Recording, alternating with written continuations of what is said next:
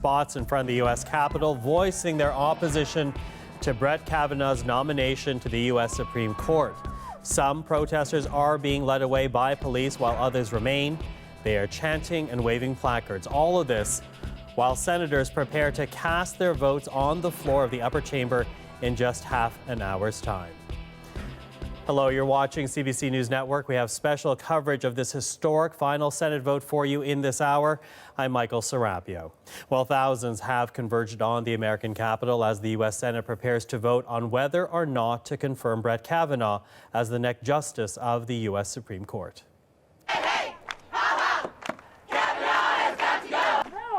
Demonstrators are focusing on the Supreme Court itself and the iconic Capitol building. Most are opposed to Kavanaugh's confirmation, and there have been dozens of arrests today, and hundreds of people have been taken into custody this week.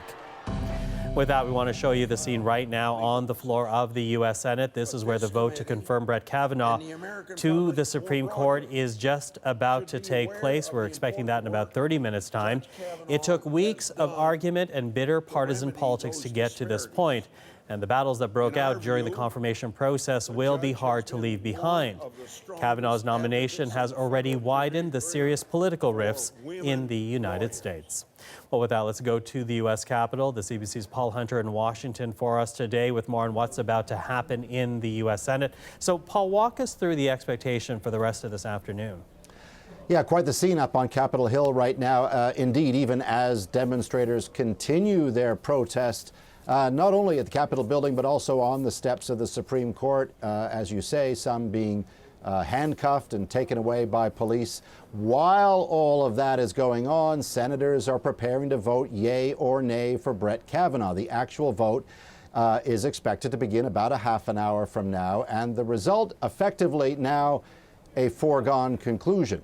Kavanaugh, despite those protests, will be confirmed as a Supreme Court justice, despite the accusations against him of sexual assault and, for that matter, of lying while under oath, all of which is denied by Kavanaugh, despite broad opposition against him.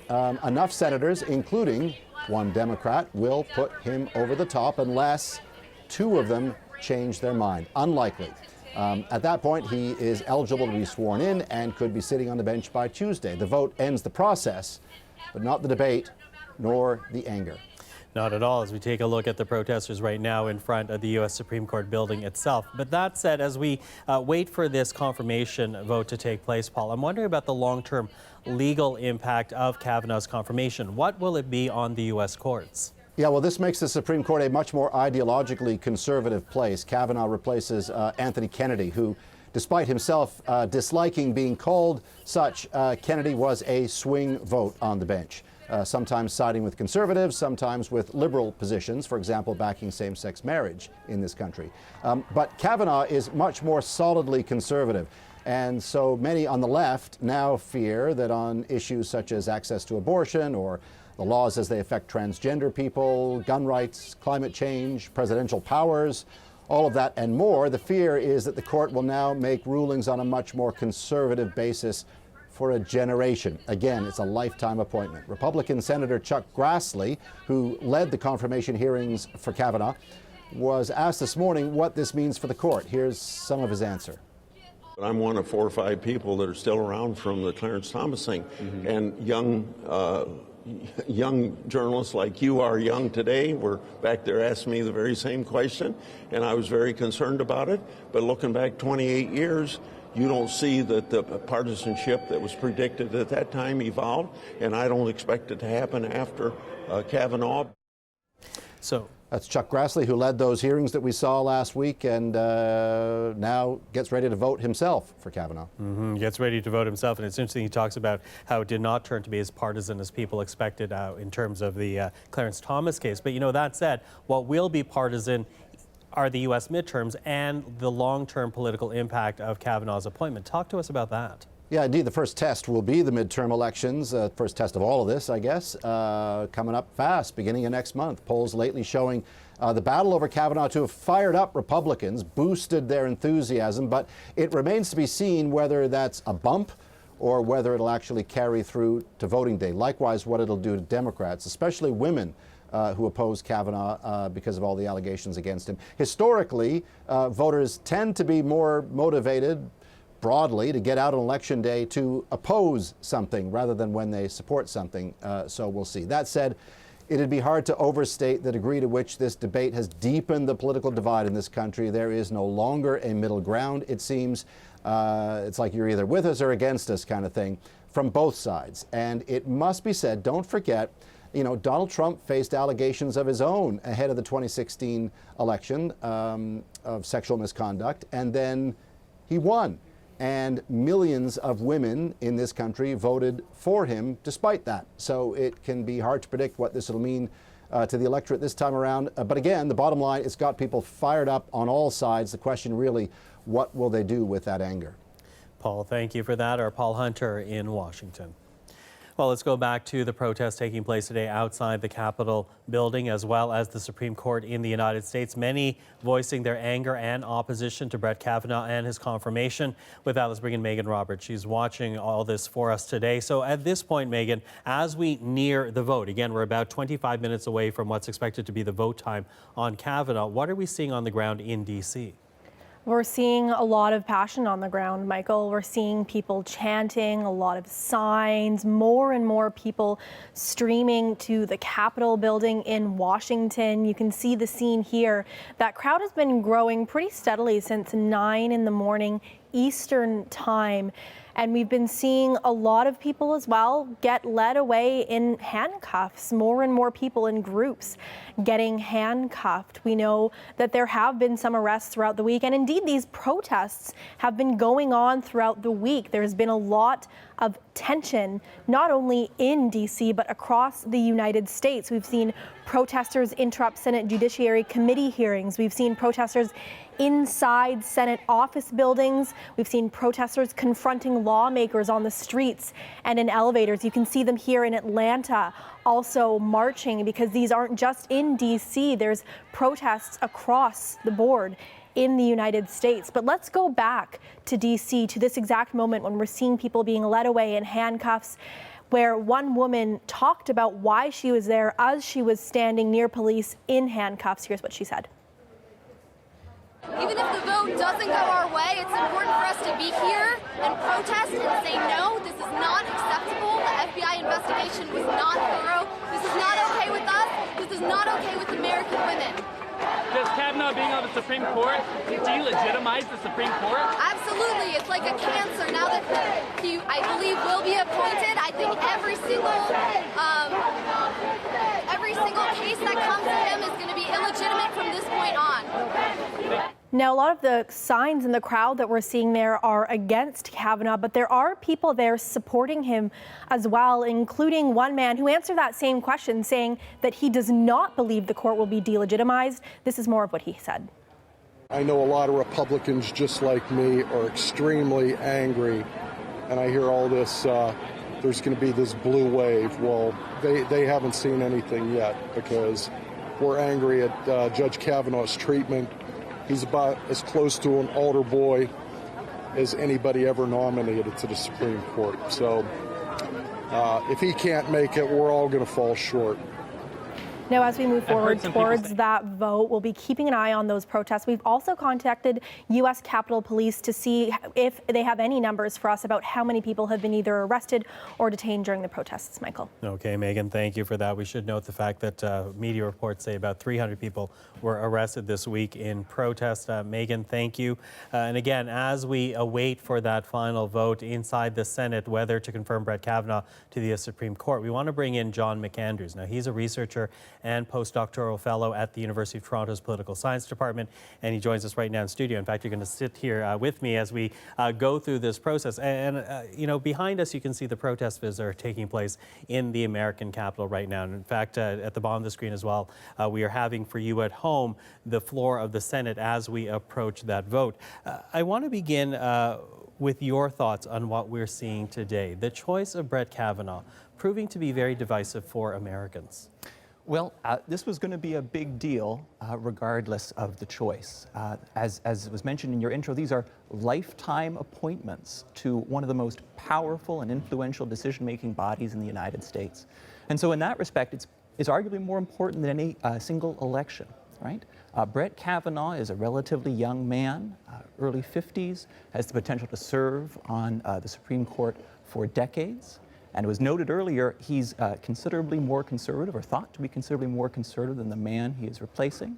And so we would expect that the overall tenor of the Supreme Court, the overall direction, will become considerably more conservative. So even before the allegations raised by Dr. Ford, this was going to be a serious political event with long-term political consequences. So it was always going to be, as you say, long-term political consequences. But now that we've had Dr. Blasey Ford step forward, as well as 2 other women who have identified, a 4th woman who is never really identified, making these accusations against Brett Kavanaugh, what does it do to his appointment going forward? I think of Clarence Thomas, and he never escaped the specter of Anita Hill, even though he did make his way to the Supreme Court. What does it say about Brett Kavanaugh going forward and the type of time he will have on the U.S. Supreme Court?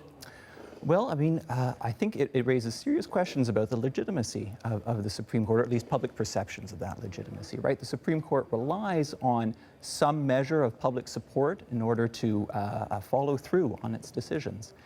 And if the Supreme Court is seen as overtly partisan, and this has happened before, but if it's seen as overtly partisan, it risks undermining its legitimacy and its ability to follow through on the rule of law. Well, certainly during his testimony in front of the U.S. Judiciary Committee, we saw Brett Kavanaugh essentially blame what he was going under, the questions being asked of him. He blamed it on a Democratic conspiracy. He linked it to the Clintons. He linked it to people being essentially sour grapes over losing the election to Donald Trump. Given the partisan tone that he took in his committee hearing, what does it say about his ability to be nonpartisan when it comes to delivering judgments in the U.S. Supreme Court? I agree that some of his remarks at the hearing last week were remarkable, if not astonishing. And he did try to walk back some of those remarks in an opinion piece in the Wall Street Journal published just before the procedural vote earlier this week. It's impossible to predict, right? So by virtue of a lifetime appointment, he may be able to put some of this behind him. Alternatively, if this reflects something deeper about his character, then perhaps there's something more to worry about. Well, again, as you and I are speaking, we're looking at the protests right now. Hundreds of people, now thousands of people, have been gathering in front of the U.S. Capitol building, as well as in front of the U.S. Supreme Court as well. Do you think the controversy over Kavanaugh ends here? There's been some speculation that even if he wins this appointment, that there might be more people who step forward and give their stories of a man who will sit on the U.S. Supreme Court. Well, I mean, the long-term consequences is an important question. The long-term consequences are difficult to get a grip on, right? In terms of what's going to come up in the midterms next month. Most Americans are, like voters here, like voters elsewhere, most Americans are partisans. And they vote in overwhelming numbers for their candidates. And so that induces a lot of stability in the electoral process. But there will be segments of the electorate, as we've seen today, that are energized by this. It's hard to hear the president's remarks at the rally earlier this week mocking Dr. Ford and what seems to have been cheering and laughing by members of his audience. It's hard to hear that and not be angry. And that is certainly what we're seeing right now. And I was looking down because as you were talking about the U.S. president, I want to note the fact that Donald Trump has essentially gone on to say today, just now, that Kavanaugh will do a great job on the Supreme Court. We are now waiting for the final confirmation, that vote in about 16 minutes' time. John McAndrews, thank you for now, but John will be with us as we head into that all-important final confirmation of Brett Kavanaugh. So do stay with us with that. John, thank you. John being a researcher and fellow at the University of Toronto's Political Science Department. A look right now as we head to break, though. Again, many Americans are out today voicing their opposition to Brett Kavanaugh. We've also spoken to a number of Americans who are supportive of his elevation, appointment to the U.S. Supreme Court. But these are the protesters who say he should not be in this position. We are going to continue to cover this story for you from all angles, including getting the latest from here. It's a bit fuzzy right now, but this is in front of the U.S. Supreme Court itself. We'll have much more on the story coming up on CBC News Network. The confirmation vote, we're now just about 15 minutes away. Do stay with us for our special coverage.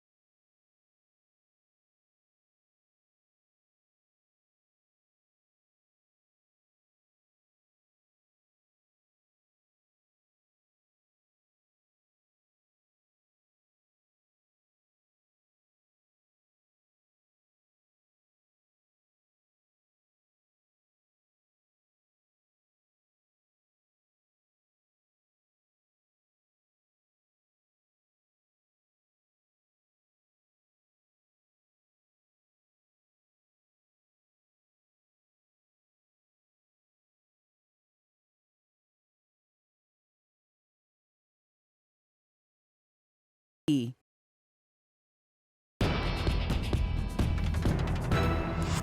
as we continue to count down to the confirmation vote for Brett Kavanaugh, we want to say that the U.S. President Donald Trump is now leaving the White House. He's on his way to a political rally that will happen in Topeka, Kansas, a little later tonight. And as he's leaving for that rally, he did address the confirmation vote itself. Again, Brett Kavanaugh will be voted on by all accounts on his way to become the next justice on the U.S. Supreme Court. We're expecting that vote on the floor of the Senate in about 12 minutes' time.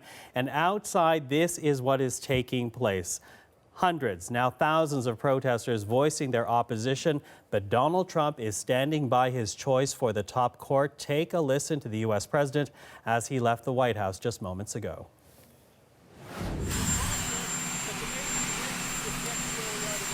We're really looking forward to the vote. He will be a great justice of the Supreme Court. People have thought that for 10 years. They thought he's just an extraordinary person, a great talent, and I think he's going to make us all very proud. I also feel very strongly that in the end, maybe the process, it was really unattractive, but the extra week was something that I think was really good. I thought it was really good. I think a lot of very positive things happened in the last week. It didn't look that way, but in the end, that's what happened. It was uncorroborated. It was so many different things. He's going in looking very good, but I'll have further comment later. I want to go. I want to watch the vote. I'm heading out to Kansas. Chris Kobach is running for governor. Steve Watkins is running for Congress.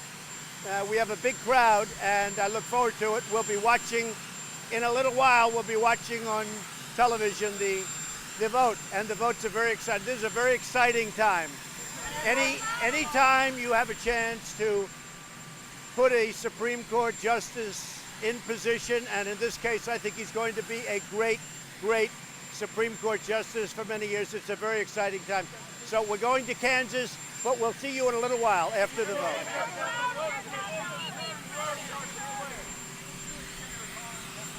And that is the U.S. president leaving the White House on his way to a rally for Kansas, but at the same time noting the fact that Brett Kavanaugh is facing his final confirmation vote in just about 10 minutes' time, saying that Kavanaugh will be a great addition to the U.S. Supreme Court. Now, that said, this nomination process has been a very divisive issue in the United States ever since the allegations against Brett Kavanaugh surfaced. Now, on the Republican side, though, there's still lots of support, and one of those supporters joins us now. Christine Flowers is an immigration lawyer. She's also a Republican, and she joins us in Philadelphia. Christine, thank you so much for joining us today. Thank you for asking me, Michael. How are you? I'm good. You know, it is such a fascinating time to watch what is happening in the United States. And we have seen extraordinary accusations made. We have seen 3 women step forward, identify themselves, accuse Brett Kavanaugh of sexual assault. And yet, despite those allegations, you say that without a doubt, Kavanaugh should be named to the U.S. Supreme Court. Why? I absolutely do, Michael, and the reasons are manifold. First of all, I am an attorney. I am an immigration attorney who deals with victims of domestic violence and persecution. I do a lot of asylum cases. I understand the dynamics and the psychology of abuse and of victims, and I, as much as anyone else, perhaps even more, understand the importance of recognizing and validating the pain, the suffering, the history of victims.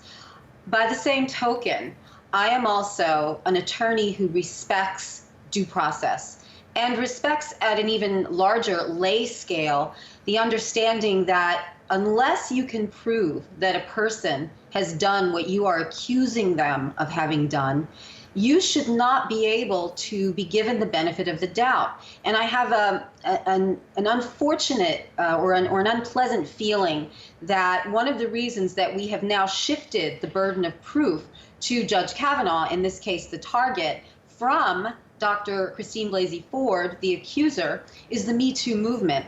And I have been a longtime critic of this movement since it started back in almost a year ago.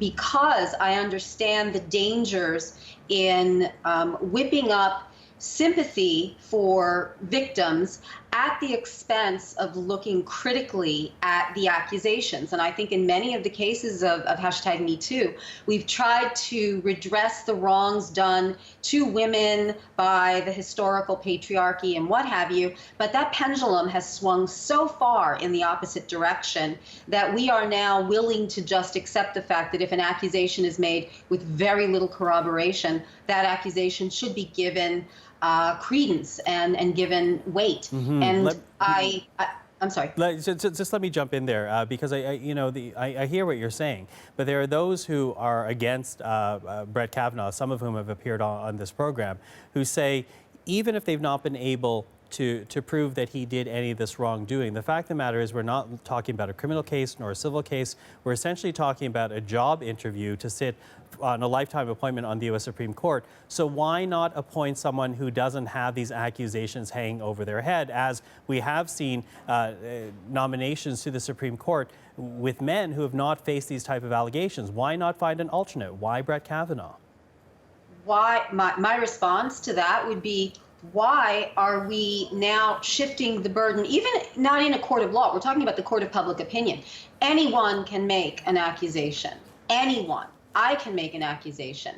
You need to have some more heft than simply saying something happened to me 36 years ago and I mentioned it to one or two people and those people are not corroborating your story. The mere fact that someone makes an accusation, or two people or three people or four people make an accusation, should not strip an individual of the right to be able to have his say. And voices have been stolen and lost.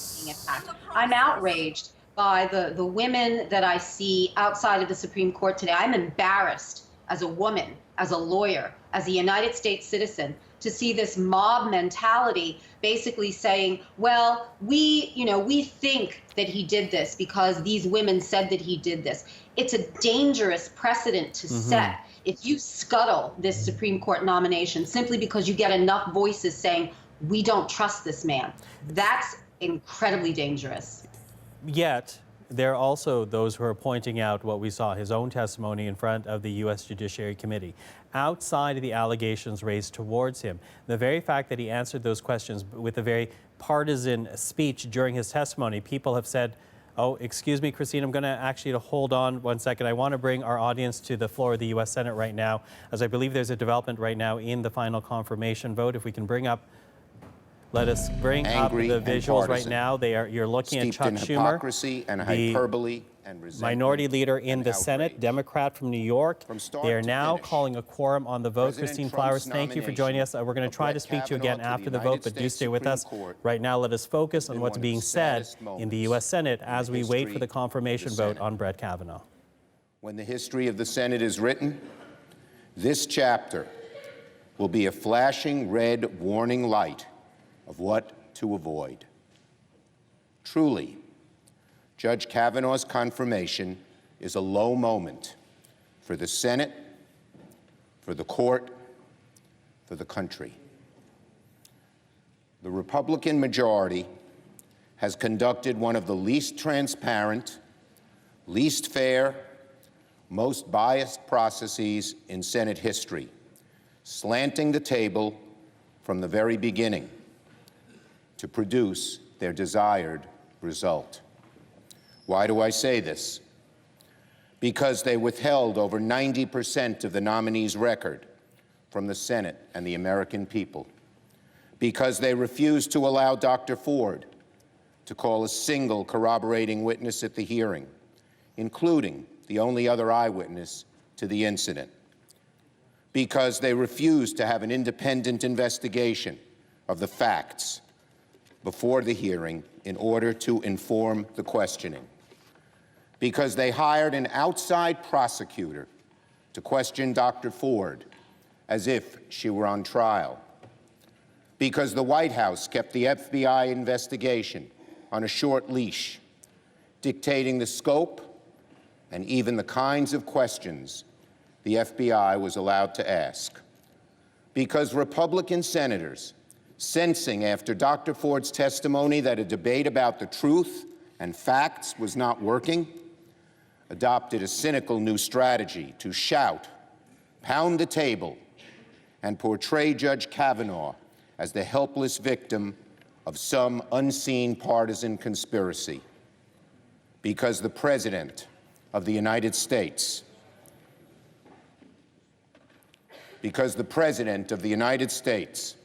stooping to new depths, even for him, chose to stand before a crowd of thousands and cruelly ridicule a survivor of sexual assault.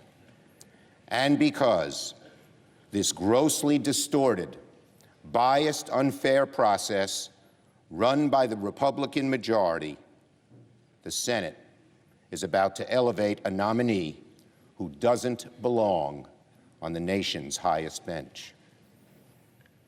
Now, why doesn't Judge Kavanaugh belong on the bench in the nation's highest court?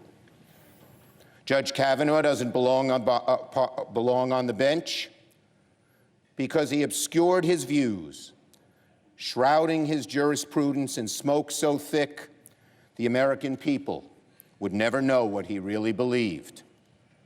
Judge Kavanaugh doesn't belong on the bench because he was chosen by a president and a far-right organization, both dedicated to overturning and undermining Roe v. Wade, and he did not a thing to refute the presumption that he would want to overturn it too.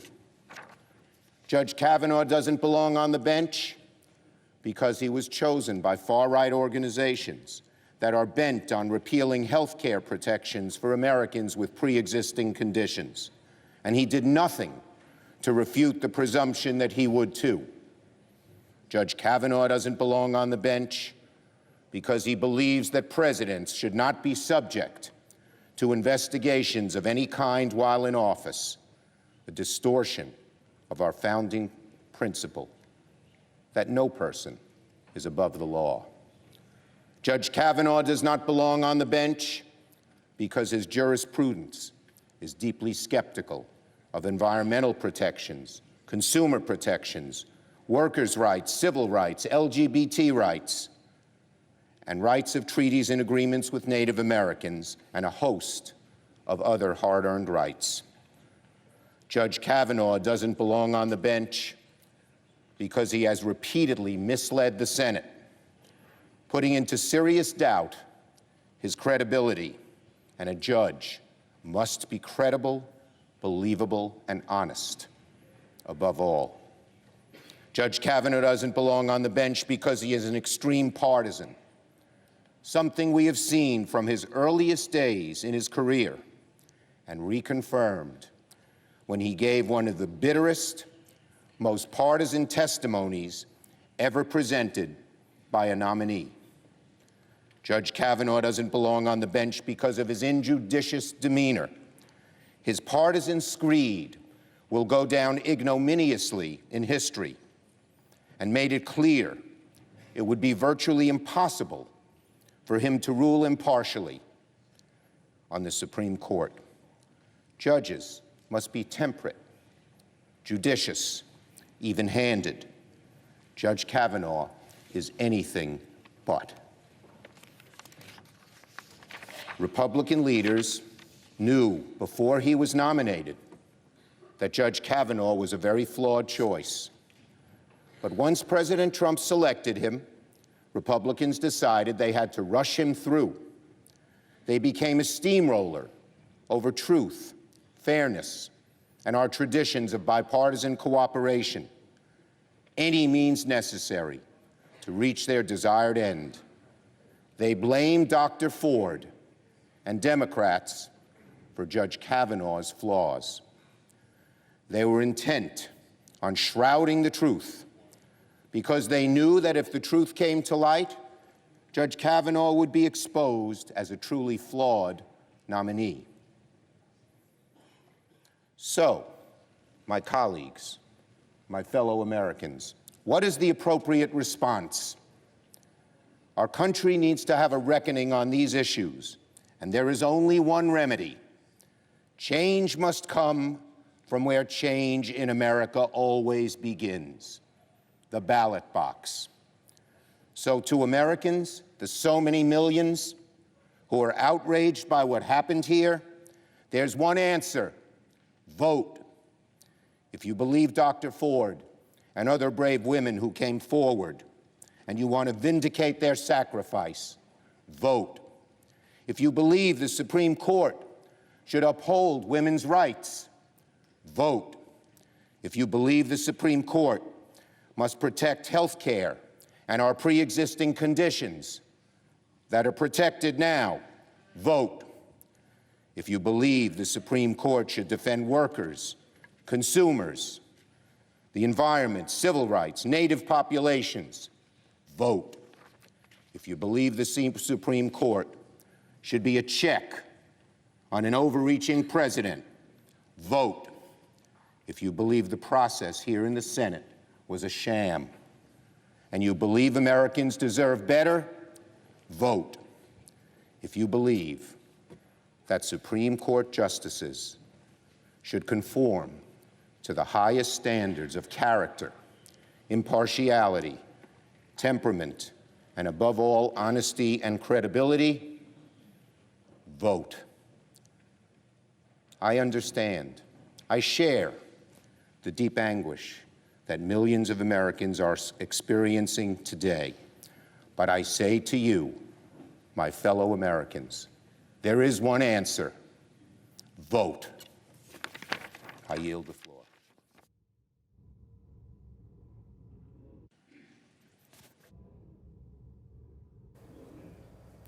And we've been listening to Chuck Schumer, senior senator from the state of New York, also the Democratic minority leader in the Senate, giving his speech ahead of the confirmation vote for Brett Kavanaugh. Now, at this point, the Senate has called quorum.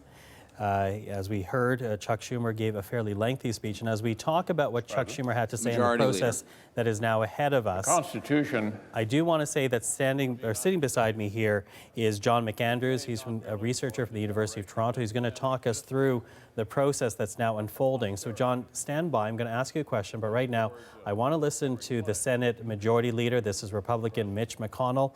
Let us listen to his rebuttal to Chuck Schumer. They underscore that the decision United States senators will make today will echo in the history of our nation.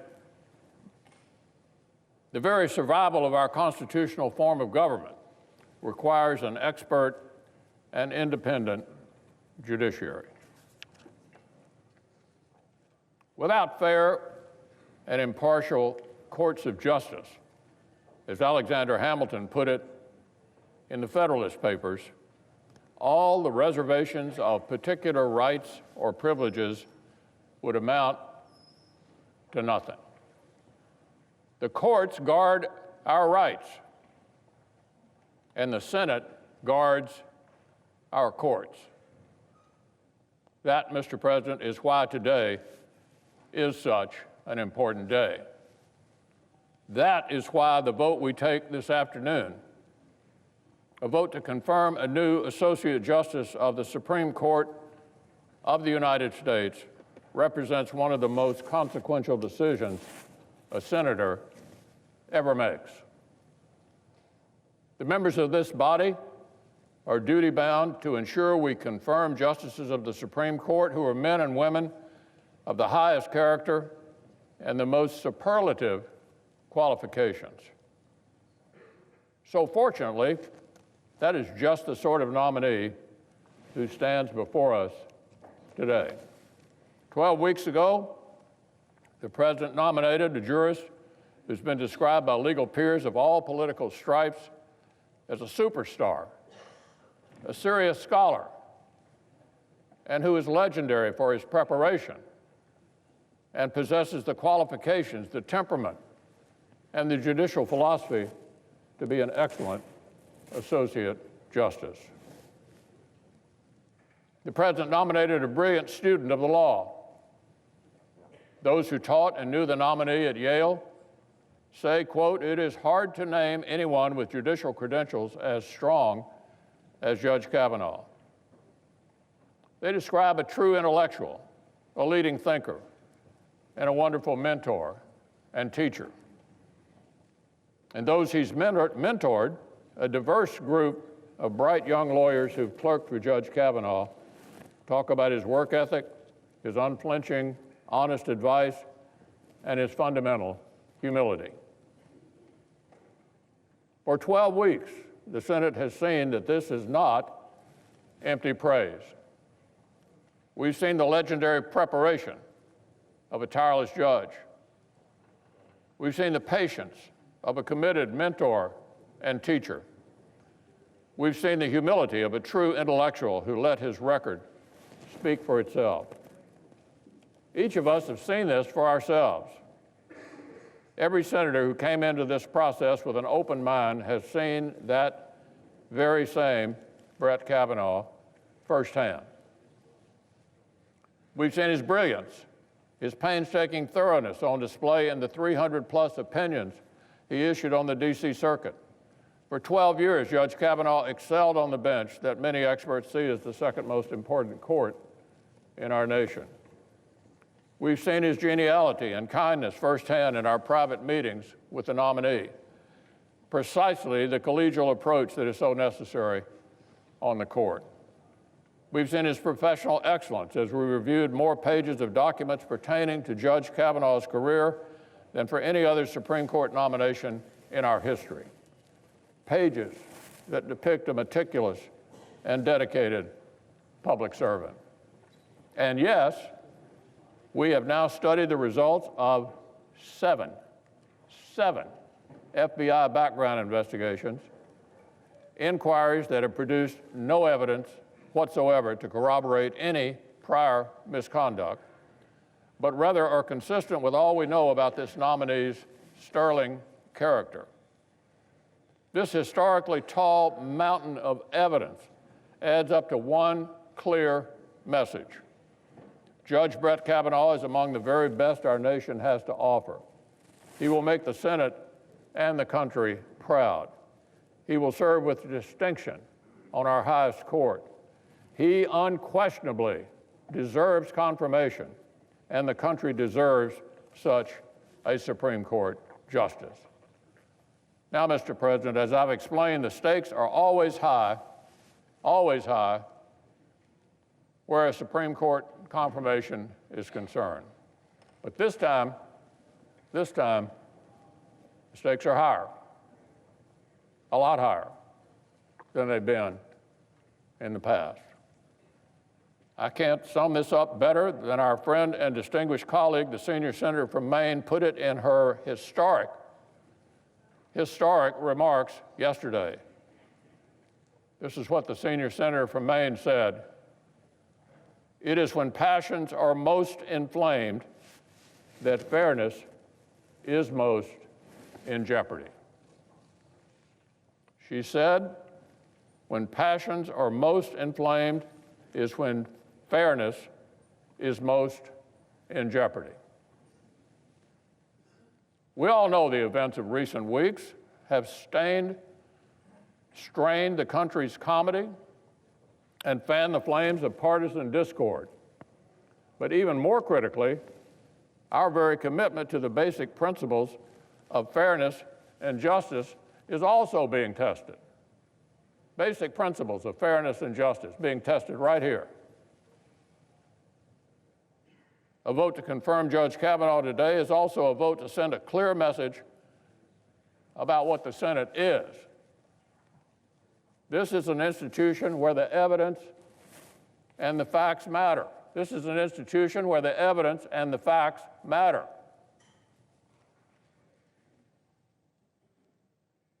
This is the chamber in which the politics of intimidation and personal destruction do not win the day.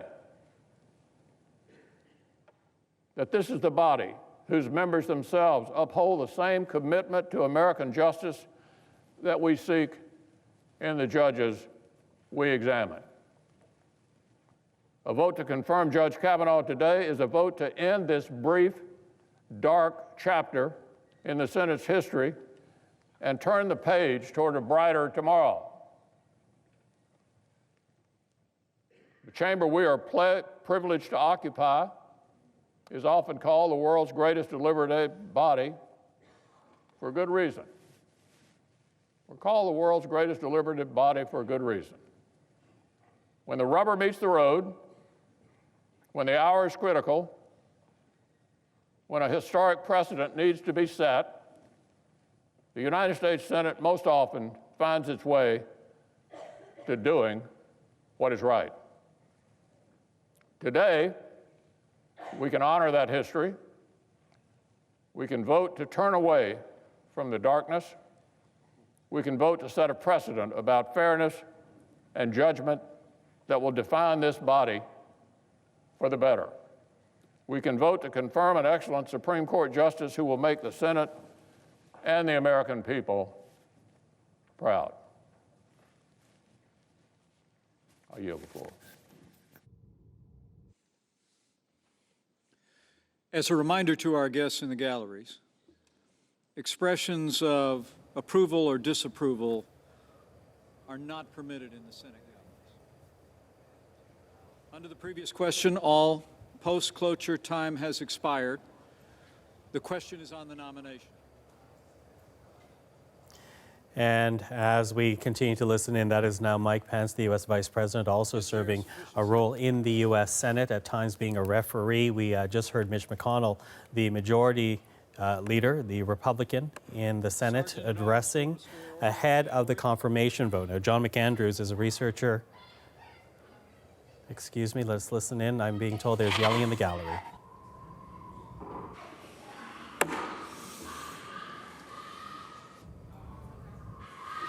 Is there a sufficient second?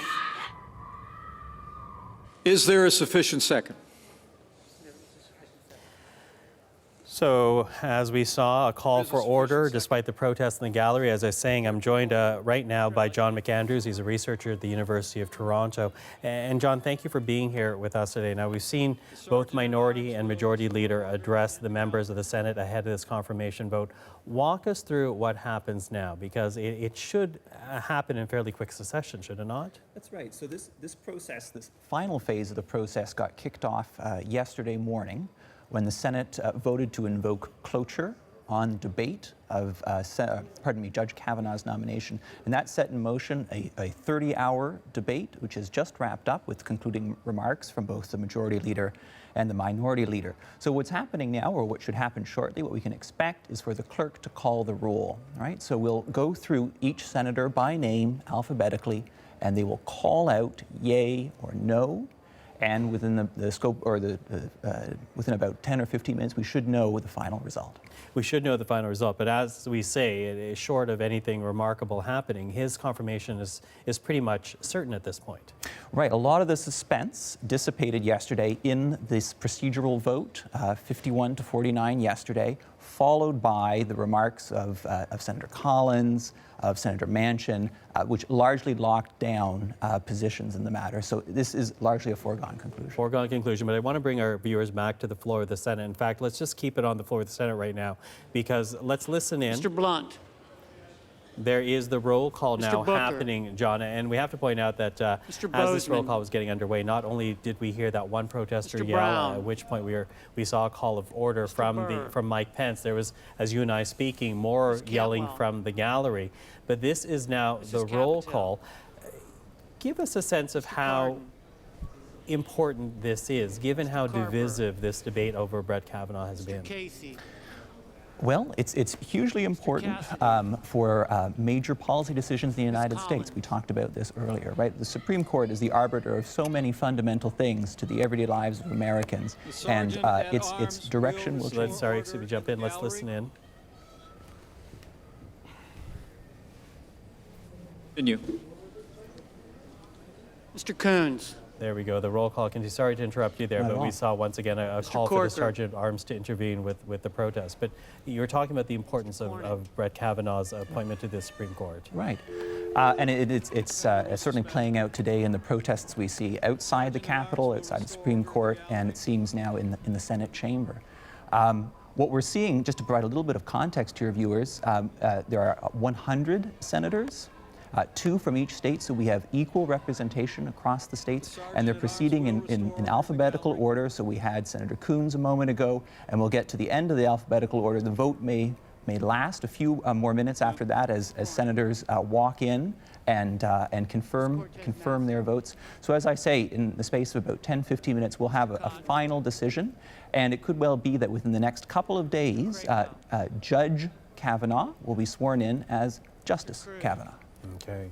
Let's listen in once again. This is not going to be, as we say, a quick succession, but there seems to be intermittent protests. Let's keep an ear on the roll call right now and watch what happens on the floor of the U.S. Senate. Mr. Durbin. Mr. Enzi.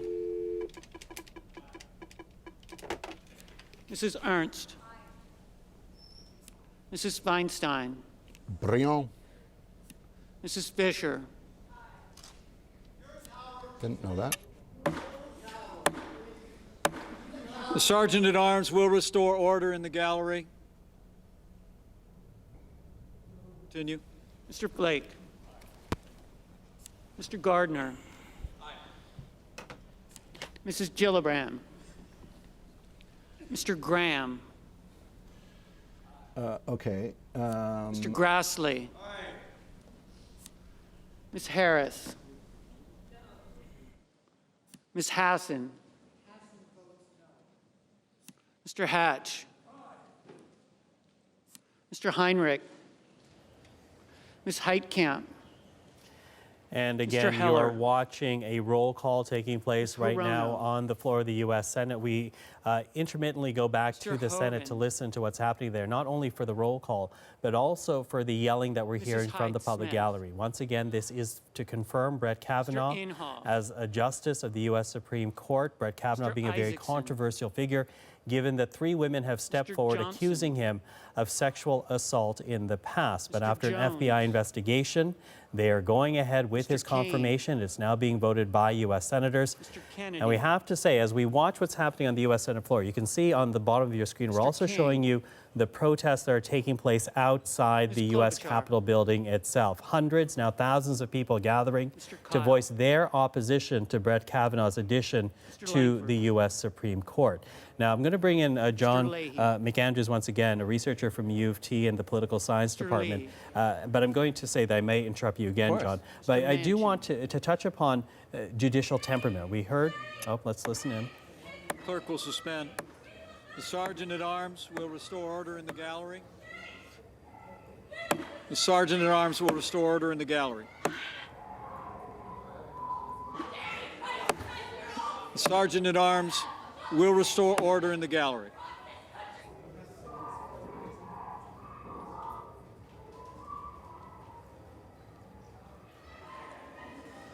Clerk may continue. Now, what we're seeing here underlines, John, just how divisive Kavanaugh has been for Americans. Once he is confirmed, again, because it looks like a foregone conclusion right now, once he's confirmed, what happens to that division? What happens to the legitimacy of any ruling that he takes part in as a U.S. Supreme Court justice? That's an interesting question, and I don't think we can say for certain at this point. I think we can make a couple of helpful observations here. Number one, appointments to the federal judiciary have been controversial since the early republic. In some sense, we've been here before. Cases like Gore v. Bush and others have cast the Supreme Court in a highly partisan light. And throughout this, the public sense of the Supreme Court has been relatively stable, at least during the period in which we can sort of get a sense of it, get a measure on it. This could be different, right? We're in a period of heightened attention, of intense partisan divisions. We've got a Senate that's divided 51-49. And this may well encourage a whole new generation of individuals to seek office and change how we approach these kinds of questions. Well, let me jump in there, though, because, you know, when Chuck Schumer was addressing his fellow senators, he at one point sounded like he was trying to encourage everyone to rally around the opposition on Brett Kavanaugh, but then turned and said, ultimately, this is going to come down to Americans voting. We are just about a month away from a U.S. midterm election. What is the pattern here? Are these issues enough to sway or to affect the outcomes of a midterm election and elections going forward? Right. That's again, very hard to say, but an important question nonetheless. So we talked earlier about the level of partisanship in the United States and how that reflects a certain degree of standing decision, right? Individuals who think of themselves as Republicans vote overwhelmingly as Republican. Individuals who think of themselves as Democrats vote overwhelmingly as Democrats. So it's going to be hard to move the needle for some of these individuals. One thing to think about is what would have happened had Judge Kavanaugh's nomination been defeated. Right? So think about how Republican voters would have approached the situation.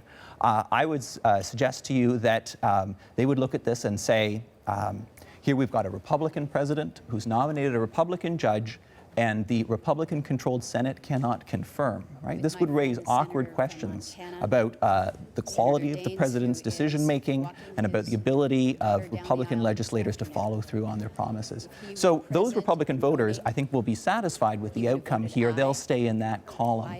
For the Democrats, as we've seen here, it may well energize them.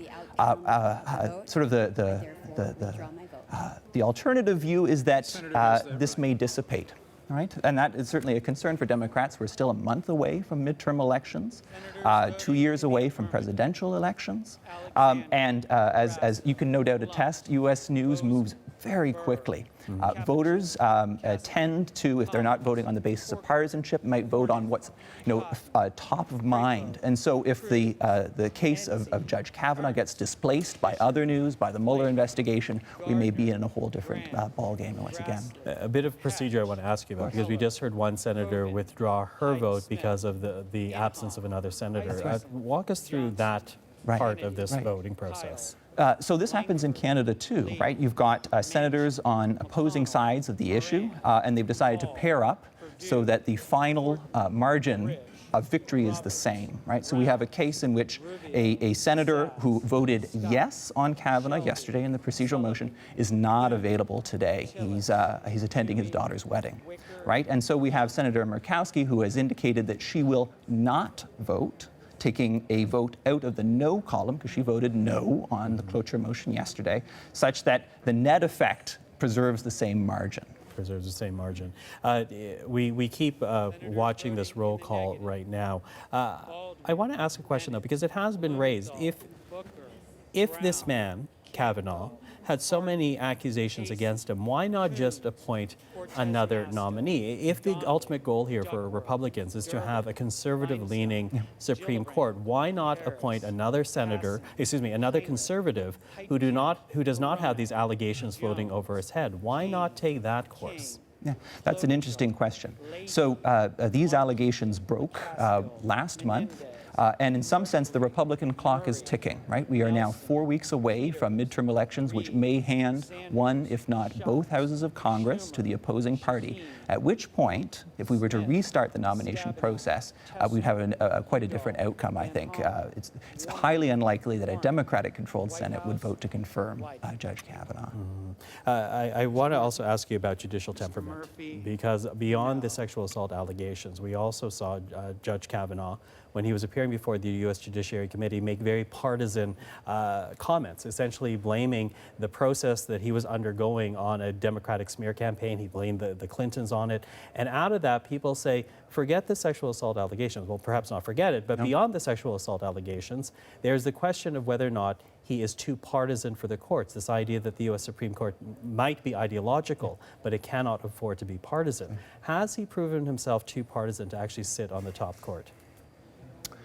Again, it's hard to say. I would say, though, that we would be naive to think that Supreme Court justices rule strictly on the basis of law, right? So they are the final court of appeal for many of these cases. Cases that reach them have been tried. They've been adjudicated multiple times, likely by multiple judges.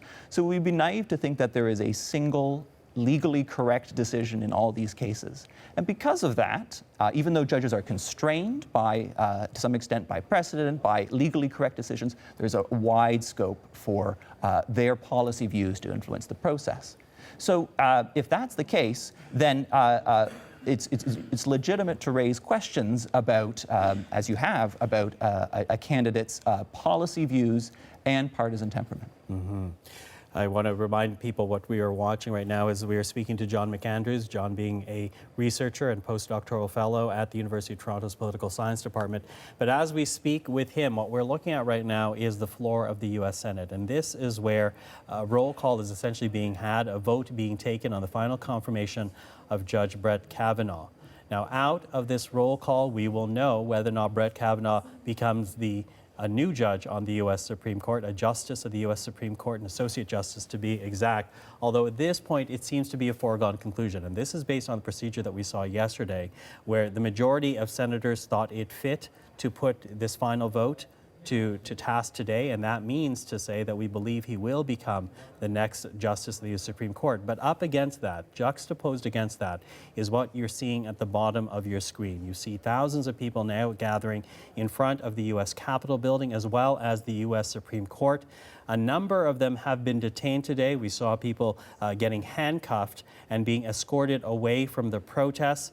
There have been some 300 arrests made on Capitol Hill just this week alone as people voiced their opposition to Brett Kavanaugh, a very controversial choice, in large part because of the allegations made against him by 3 women who accuse him of past actions of sexual assault. Now, we are at this point at the roll call. I have to say at the top of the clock, I'm going to hand this over to my colleague Natasha Fatta. But John, as you and I continue to end out this hour, walk us through the process at this moment in time. How long might this take? Because we expect this to be quick succession without a lot of debate at this point, but how long are we talking about now? Well, that's a good question. So yesterday's procedural vote on the cloture motion took about 15 minutes. So if that's any indication, we've still got a few minutes ahead. It could be the case that once the clerk has gone through the entire roll in alphabetical order, senators who missed their name will come in and announce their vote. Another helpful bit of context, perhaps, for your viewers, Michael, you mentioned yesterday's procedural vote. It didn't have to be this way. Some of your viewers might think, well, what about the filibuster, right? I've seen Mr. Smith goes to Washington. Why is it that 51 senators is sufficient to get this done?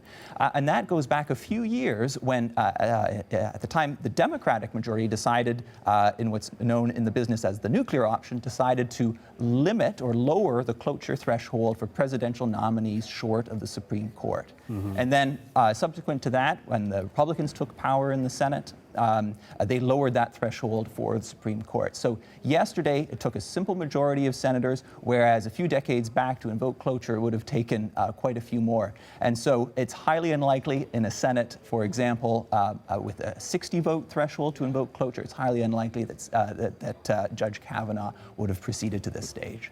John, I want to thank you for the time. So good to have you on the program to help explain all of this for us and to our viewers at home. But again, that is John McAndrews, a researcher and a postdoctoral fellow at the University of Toronto's Political Science Department. I'm Michael Serapio. I now hand it over to my colleague, Natasha Fatta. Thank you so much, Michael. And thank you, everyone who's been joining us for our live breaking news coverage of the Brett Kavanaugh confirmation vote that's currently taking place in the Senate. Let's listen in. On this vote, the ayes are 50, the nays are 48. The nomination of Brett M. Kavanaugh of Maryland to be an Associate Justice Natasha, so nice to meet you. United States is confirmed. Majority Leader. I ask consent the motion to reconsider be considered made and laid upon the table, and the President be immediately notified of the Senate's action. Without objection. I suggest the absence of quorum. Breaking news right now on CBC News Network. You've just heard the Vice President of the United States announce that Brett Kavanaugh has been confirmed to the U.S. Supreme Court. We are currently listening in to Senators. Mitch MCConnell was just speaking a few moments ago. We'll just continue to watch this scene for a moment before I bring back our guest, John McAndrews, and also our colleagues in Washington who are also watching the scene for us. Let's listen in for a second.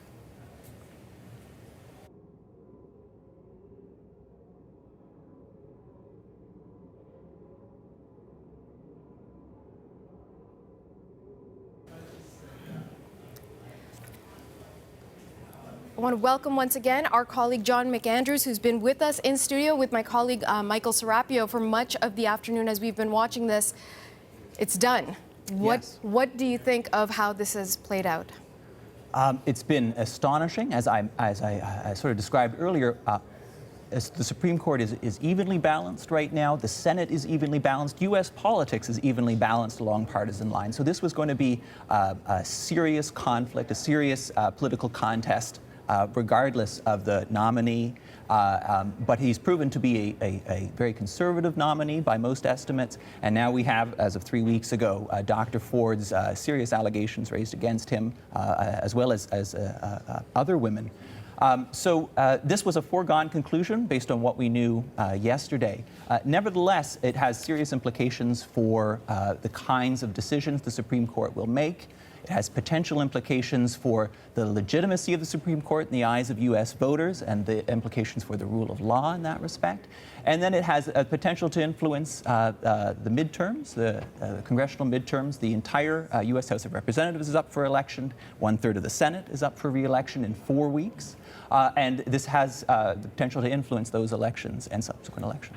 Okay. John, thank you for that. I want to check in if we're able to go to Washington now with our colleague Paul Hunter, if he is available to speak to us.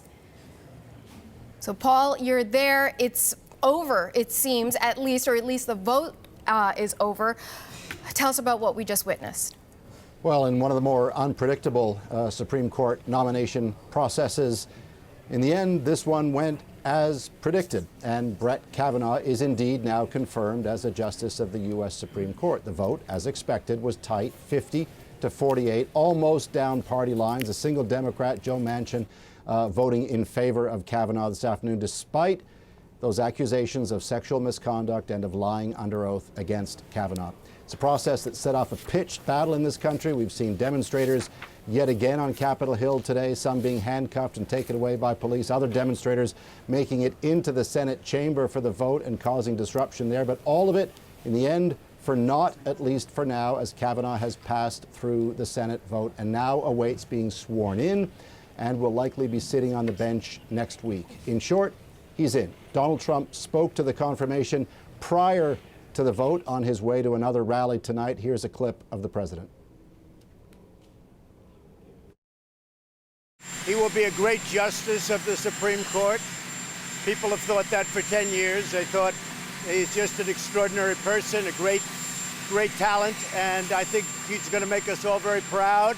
I also feel very strongly that in the end, maybe the process, it was really unattractive, but the extra week was something that I think was really good. I thought it was really good. I think a lot of very positive things happened in the last week. It didn't look that way, but in the end, that's what happened. So, Paul, just in case people are joining us for the first time, Brett Kavanaugh has just been confirmed by the U.S. Senate in the vote that just took place. 50-48, he is going to be on the U.S. Supreme Court. So talk to us about this confirmation and what could be the long-term legal impact. It's hard to overstate the effect the U.S. Supreme Court has on life in this country, and Kavanaugh's place on the court unquestionably makes it a much more ideologically conservative place. He replaces the more centrist Anthony Kennedy and provides a now strongly conservative tilt as the court awaits cases on, for example, access to abortion, among other issues that many Americans now fear will be altered on a conservative basis. And all of this for a generation. Again, don't forget, this one's a lifetime appointment. It's no small deal. So let's talk about the political impact that's going to have. Yeah, if nothing else, it's a reminder that elections matter. Chuck Schumer, the top Democrat in the Senate today, called on those who oppose Kavanaugh to get out and vote to show their displeasure come the midterms next month. That's how to affect change. Get out and do it. Here's a bit of how Schumer put it just ahead of the vote that just happened. Judge Kavanaugh doesn't belong on the bench because he obscured his views, shrouding his jurisprudence in smoke so thick the American people would never know what he really believed. Judge Kavanaugh doesn't belong on the bench because he was chosen by a president and a far-right organization both dedicated to overturning and undermining Roe v. Wade. Judge Kavanaugh doesn't belong on the bench because he believes that presidents should not be subject to investigations of any kind while in office, a distortion of our founding principle. A call to arms from Chuck Schumer. All of that said, polls lately show the battle over Kavanaugh has fired up Republicans.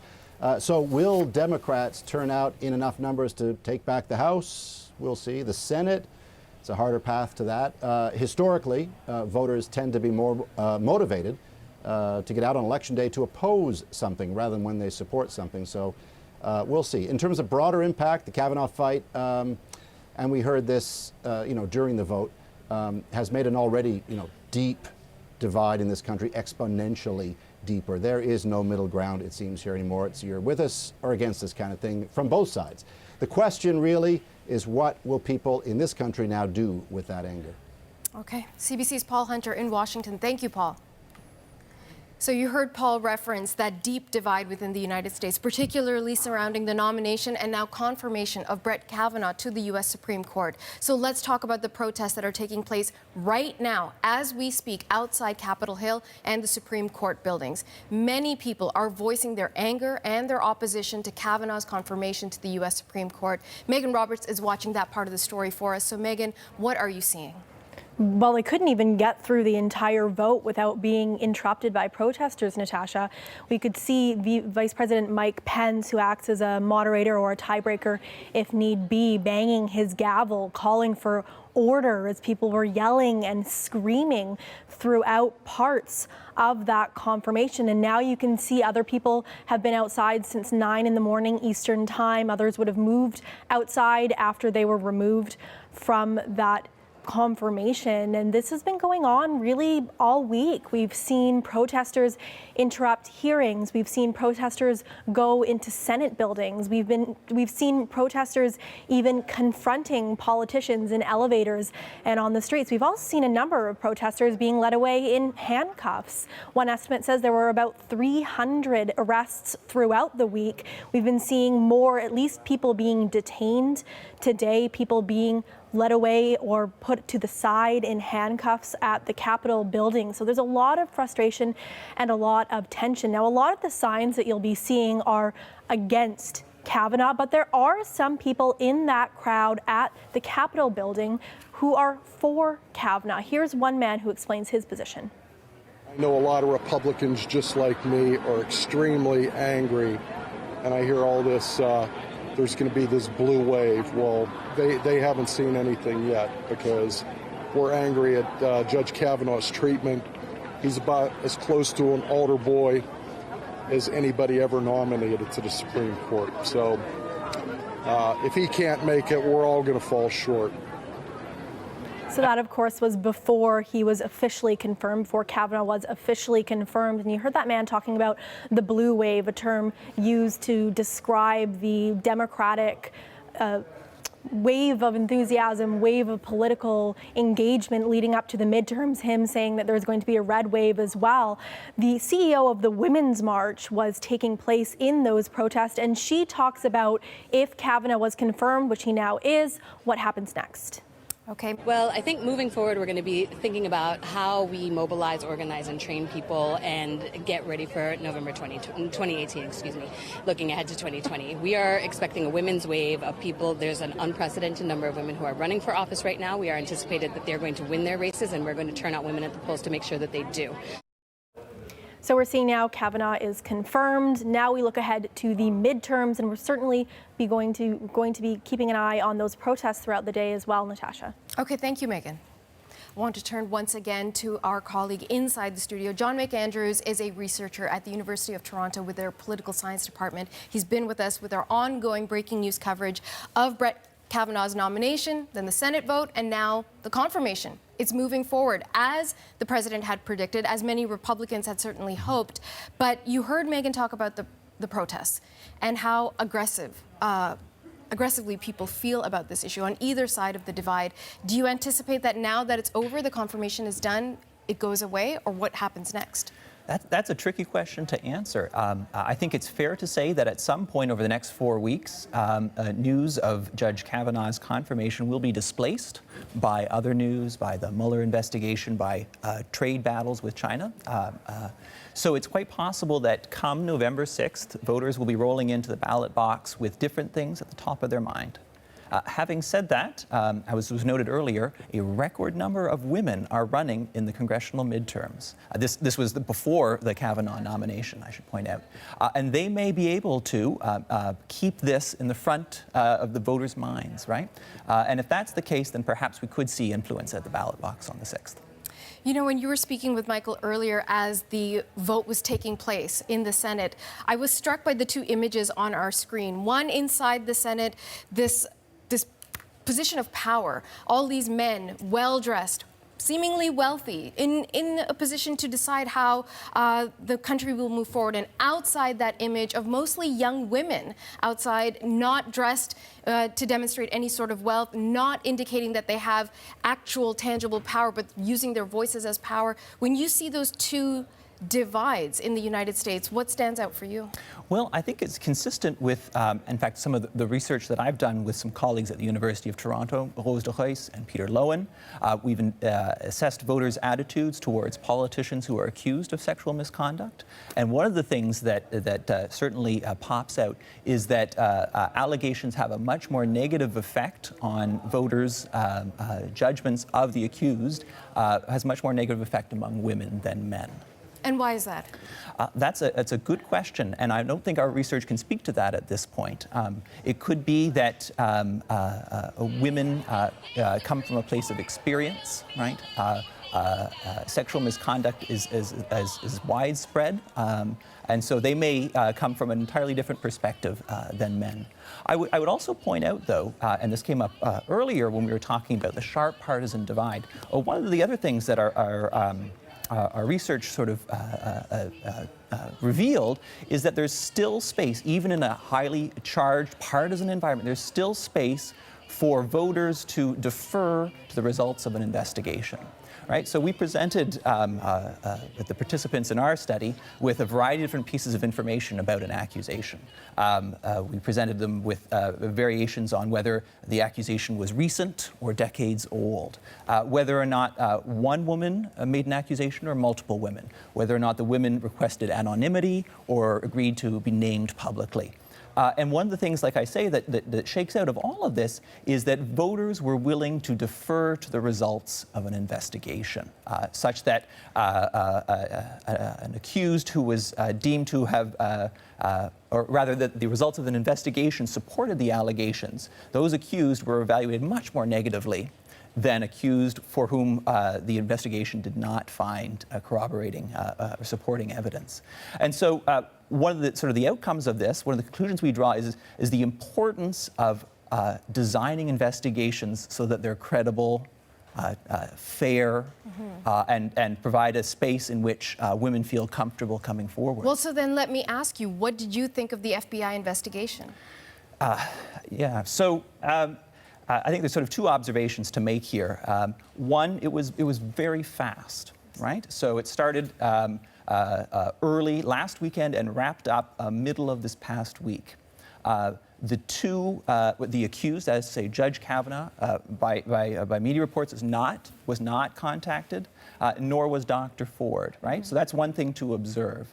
On the other side, we know that those who have seen the results of this final investigation, some of whom were skeptical of Judge Kavanaugh, I'm thinking here of Senator Collins, Senator Manchin, saw some of this report and came to the conclusion that they were comfortable proceeding with the nomination. So some people who were skeptical seem to have been persuaded by the results of this investigation. I'm not in law enforcement, and I don't have expertise in whether or not the FBI conducted a comprehensive investigation. But it is worth observing, on the one hand, that it was done very quickly, and on the other hand, that some skeptics were satisfied by the results of that investigation. And certainly enough people were either satisfied or decided to vote vote in favor of Brett Kavanaugh as a result. So, John, thank you for that. Stick with me. I want to see if we're able to go back to Washington at this point, because we want to get further analysis as to what you've just witnessed. To remind folks at home, if you're just joining us, the breaking news is Brett Kavanaugh is going to go to the U.S. Supreme Court. He has just been confirmed. The senators just voted, and I believe the vote breakdown was 50-48 in his favor. We knew it was going to be close. We just didn't know how it was going to break down. It seemingly did break down along party lines, as had been predicted.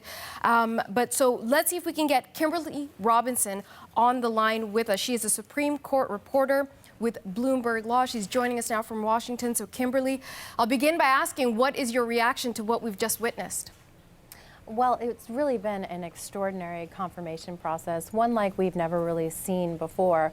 And I think the thing that stands out most to me are the protests that we saw, not only after the sexual assault allegations against Judge Kavanaugh, but even before, when he was having his confirmation hearings. There were hundreds of people who were arrested for interrupting the hearings.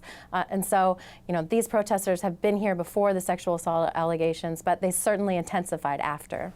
You referenced this in what you just said, but remind us, have we ever come this close? Has the U.S. ever come this close to having such a divisive vote for the Supreme Court? Well, actually, this isn't the closest vote. The closest vote happened many decades ago by one vote. But this is a very close vote, and it brings to mind the vote of Justice Clarence Thomas, who currently sits on the court, who was confirmed by just a handful of votes as well, and who was also accused of sexual harassment. And certainly lots of folks making comparisons between Clarence Thomas and what we have been witnessing in the past few weeks when it comes to Brett Kavanaugh and the allegations made against him. Kimberly, your area of expertise is the Supreme Court. So lay out for us, what's your prediction? How does Brett Kavanaugh holding one of those seats mean for how the Supreme Court moves forward? Well, we know that Brett Kavanaugh was nominated because he's a deeply conservative justice, and there's been a lot of talk about the man who he's replacing, who was his former boss, Anthony Kennedy. Now, importantly, Kennedy voted with his more liberal colleagues on a number of social issues that are very important to liberals, like LGBT rights and abortion rights.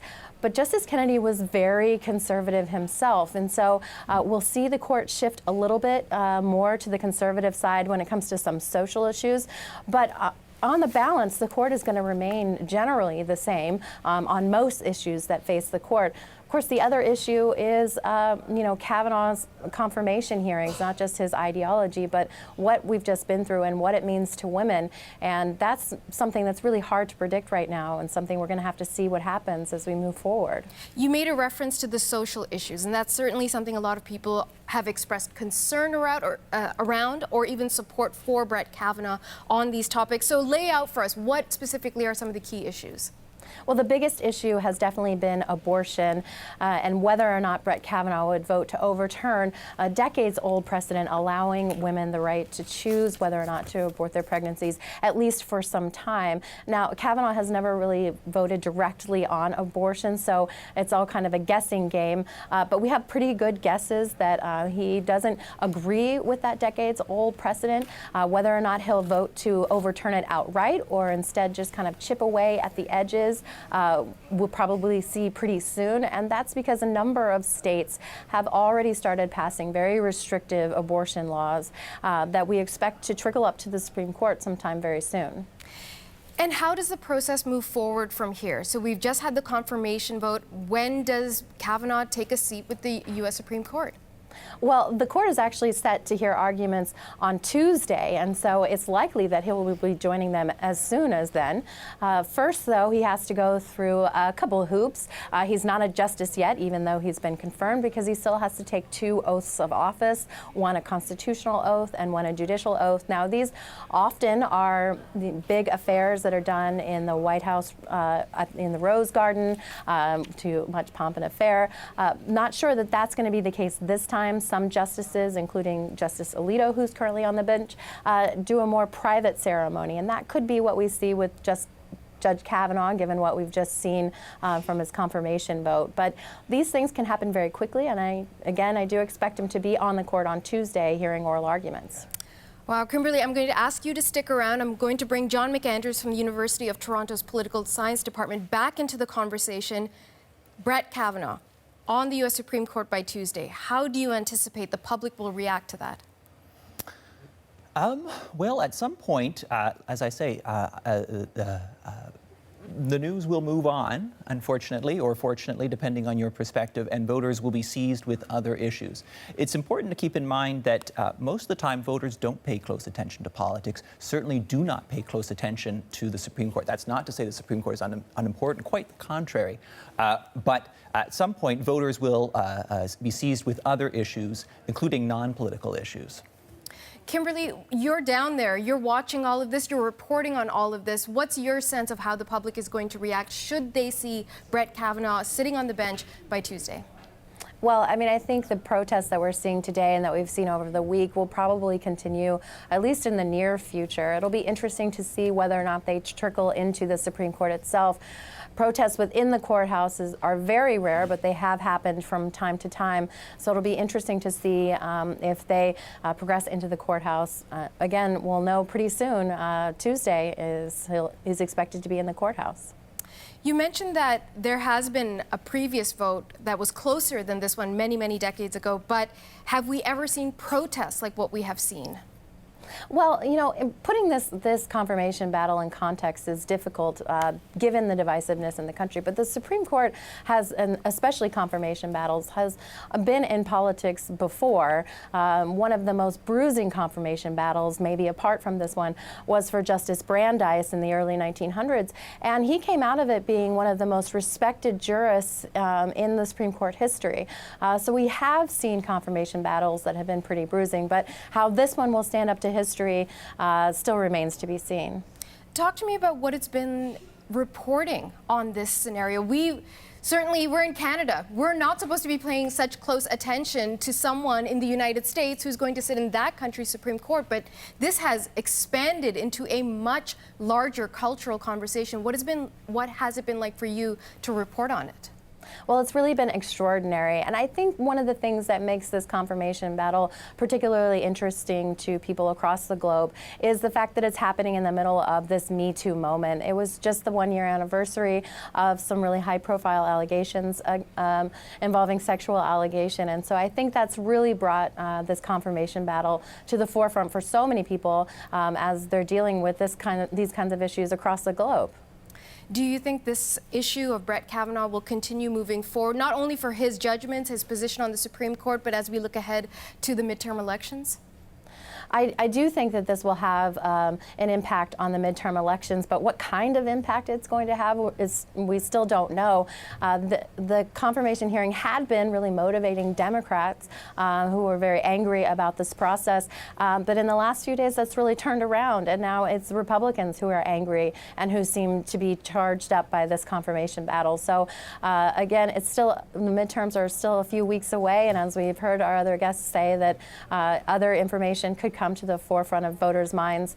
But still, I do think that the Supreme Court will continue to be a big issue for both Democrats and Republicans in this upcoming election. Okay, Kimberly, thank you so much. That's Kimberly Robinson. She's a Supreme Court reporter for Bloomberg Law, and we'll check in with her also as our ongoing coverage of this breaking news out of the United States, where Brett Kavanaugh, after a very tumultuous nomination process, a potentially unpredictable vote in the Senate, but he has been confirmed, and as we've been hearing from our guests, he could be sitting on the Supreme Court by Tuesday. So we'll continue to watch and see how that develops. John McAndrews from the University of Toronto is sitting with me in studio. He's been helping us break down everything that's going on over the course of the past couple of hours.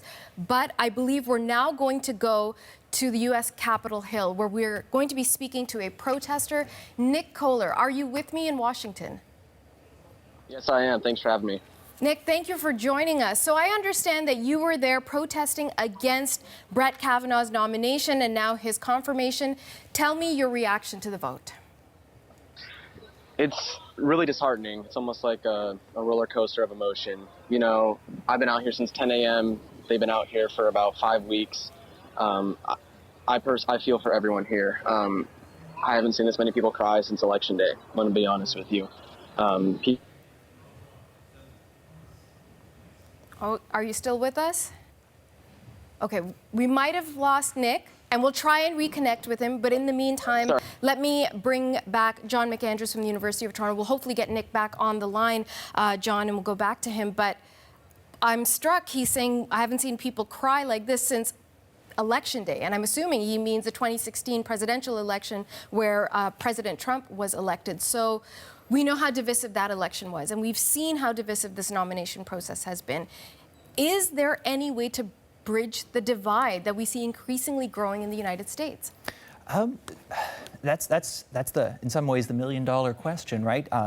Many voters, many politicians crave bipartisanship and do not see it. In some respects, though, voters are not rewarding bipartisanship, right? They are choosing increasingly polarized individuals to represent them in Washington. And it might be helpful to point out that this is not an entirely new phenomenon. Yes, polarization is on the increase in Washington, but for much of U.S. history, the parties were polarized in Congress. And what we're seeing now is an increase in polarization over a period at the middle of the 20th century, which was uniquely unpolarized. So in some ways, we are returning to the historical precedent in the United States of deeply divided parties in Congress. Voters, as I mentioned before, pay less attention. And so they perhaps are less polarized than the politicians that represent them. But nevertheless, they are voting for increasingly more polarized politicians. Okay. I think we have Nick Kohler back. He is a protester who's in Washington at Capitol Hill. So, Nick, I'm glad you're back with us. Before we lost you earlier, you mentioned that you were seeing people cry. Tell me, what are they crying about? A lot of people are crying because, I mean, the main reason is that a lot of people here are survivors themselves. And with the confirmation of Judge Kavanaugh, it almost seems as if they don't believe them. It's disheartening because they've had to relive their moments over and over again, speaking to hundreds of people, saying what happened to them in hopes that it won't ever happen again.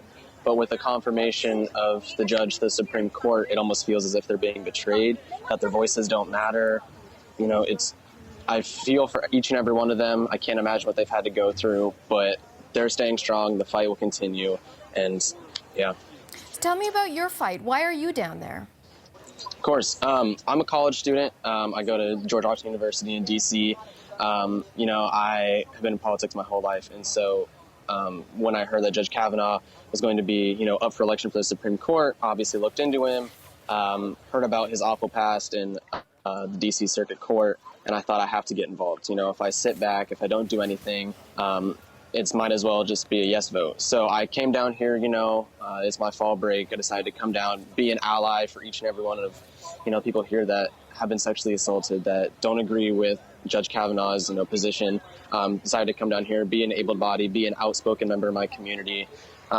You know, this isn't what we wanted today, but I can assure you again that the fight is not over. That's what people have been reiterating today, that this is just the beginning. You know, November is coming, November 6th, trust me. If anything, this is going to incite women, minorities, people all around the country to not only vote, but vote the members that voted yes on Judge Kavanaugh today out of office. So when you make reference to that vote, when you make reference to that date, November 6th, you're of course talking about the U.S. midterm elections. So you think this is going to continue to be a topic as you move forward?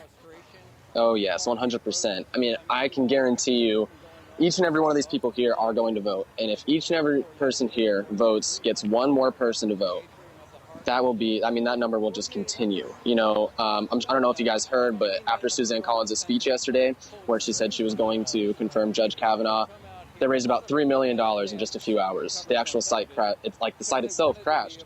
Which site is that? There was the site in which they were going to fund her opponent in the 2020 election to run against her. They raised over $3 million, and so many people came on the website to donate that the site itself crashed. So that shows that people are not only upset, but that they're actually going to be outspoken and work against the members of the Senate that voted for Judge Kavanaugh. So, Nick, I hear why you're down there, why the people you're supporting are down there. But, you know, I'm sure I'm not the first person to ask you. The people in your life are asking you, hey, the guy's been accused of something. He denies it. There's been an investigation.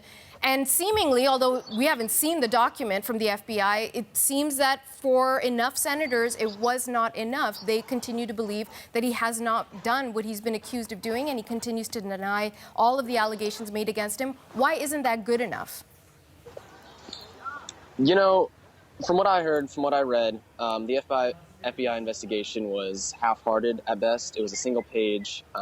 You know, earlier on, there was, 46,000 pages that got released the day before the first hearing. There's obviously something behind the scenes that Judge Kavanaugh and the GOP doesn't want revealed, doesn't want to come to light. I can guarantee you that at least being accused of sexual assault, not by one, not by two, but by three people, that there's something that Judge Kavanaugh has done in his past that is not only shady, but is a part of the Me Too movement. You know, if these women came out not just looking for credibility, as some people may say, actually sharing their experience like hundreds and hundreds of women have done over the past weekend, over the past weeks here, I can guarantee you that Judge Kavanaugh is guilty of those crimes and that the FBI investigation was half-hearted. Nick, I want to thank you for your time. I hope we can check back in with you again. Nick Kohler is a protester in Washington, but now we want to take you to a scene that is unfolding right now. Senator Mitch McConnell speaking. Let's listen in. Big, robust fight over something both sides felt deeply about and still work together on other issues at the very same time. But you think, senators are angry, right? On your side and on the Democratic side, they're viscerally mad. Yeah, these things always blow over. And I think even though there may have been some anger expressed during this particular fight, as I just said, at the very same time, I know it wasn't very newsworthy for you guys because they won by big margins. We were doing important things together that hadn't been done in a long time. Mr. Leader. Mr. Leader. Okay. Mr. Leader, I have two questions for you. First, how do you view what impact this is going to have on the court? I called on the woman behind you. Okay. All right. Do you have any concerns that if Democrats later control the White House and the Senate, that they could confirm a more partisan Supreme Court justice in the future? Well, a little history lesson. I've given this to you guys before, but the executive calendar was always done on a simple majority basis until Bush 43 got elected. Always. Even though it was possible to filibuster, it simply wasn't done. So this notion of filibustering executive branch appointments is a relatively new thing, invented, ironically, by my counterpart, currently the Democratic leader of the Senate, who began to encourage the Democrats to use filibusters against circuit court appointments during Bush 43's first term. And then you saw this evolve through several different phases over the next 15 years, leading us right back to where we were before. And there were plenty of contentious nominations when the filibuster was still possible. The most conspicuous example of that, Clarence Thomas's confirmation. Came out of committee with a negative vote, went to the floor, was confirmed 52 to 48, and all of you know it only takes one senator, just one, to make us get 60 votes. Nobody did. So we are simply back to dealing with the executive calendar on a simple majority basis as we did for 230 years or so, down to Bush. And I don't think, this is going to, it'll advantage the other side at some point, as it always did down through history. Yeah. Leader McConnell, what do you think the impact of this will be on the fall midterm election and going forward? Do you think this has long or short-term ramifications for the party? Well, it certainly had a good impact for us. Our base is fired up. We finally discovered the one thing that would fire up the Republican base, and we didn't think of it. The other side did it. The tactics that have been employed both by Judiciary Committee Democratic senators and by the virtual mob that's assaulted all of us in the course of this process has turned our base on fire. I was talking to two of my political advisors yesterday about the advantage that these guys, by their tactics, have given to us going into these red state competitive races. And we're pretty excited. They managed to deliver the only thing we had not been able to figure out how to do, which was to get our folks fired up. The other side is obviously fired up. They have been all year.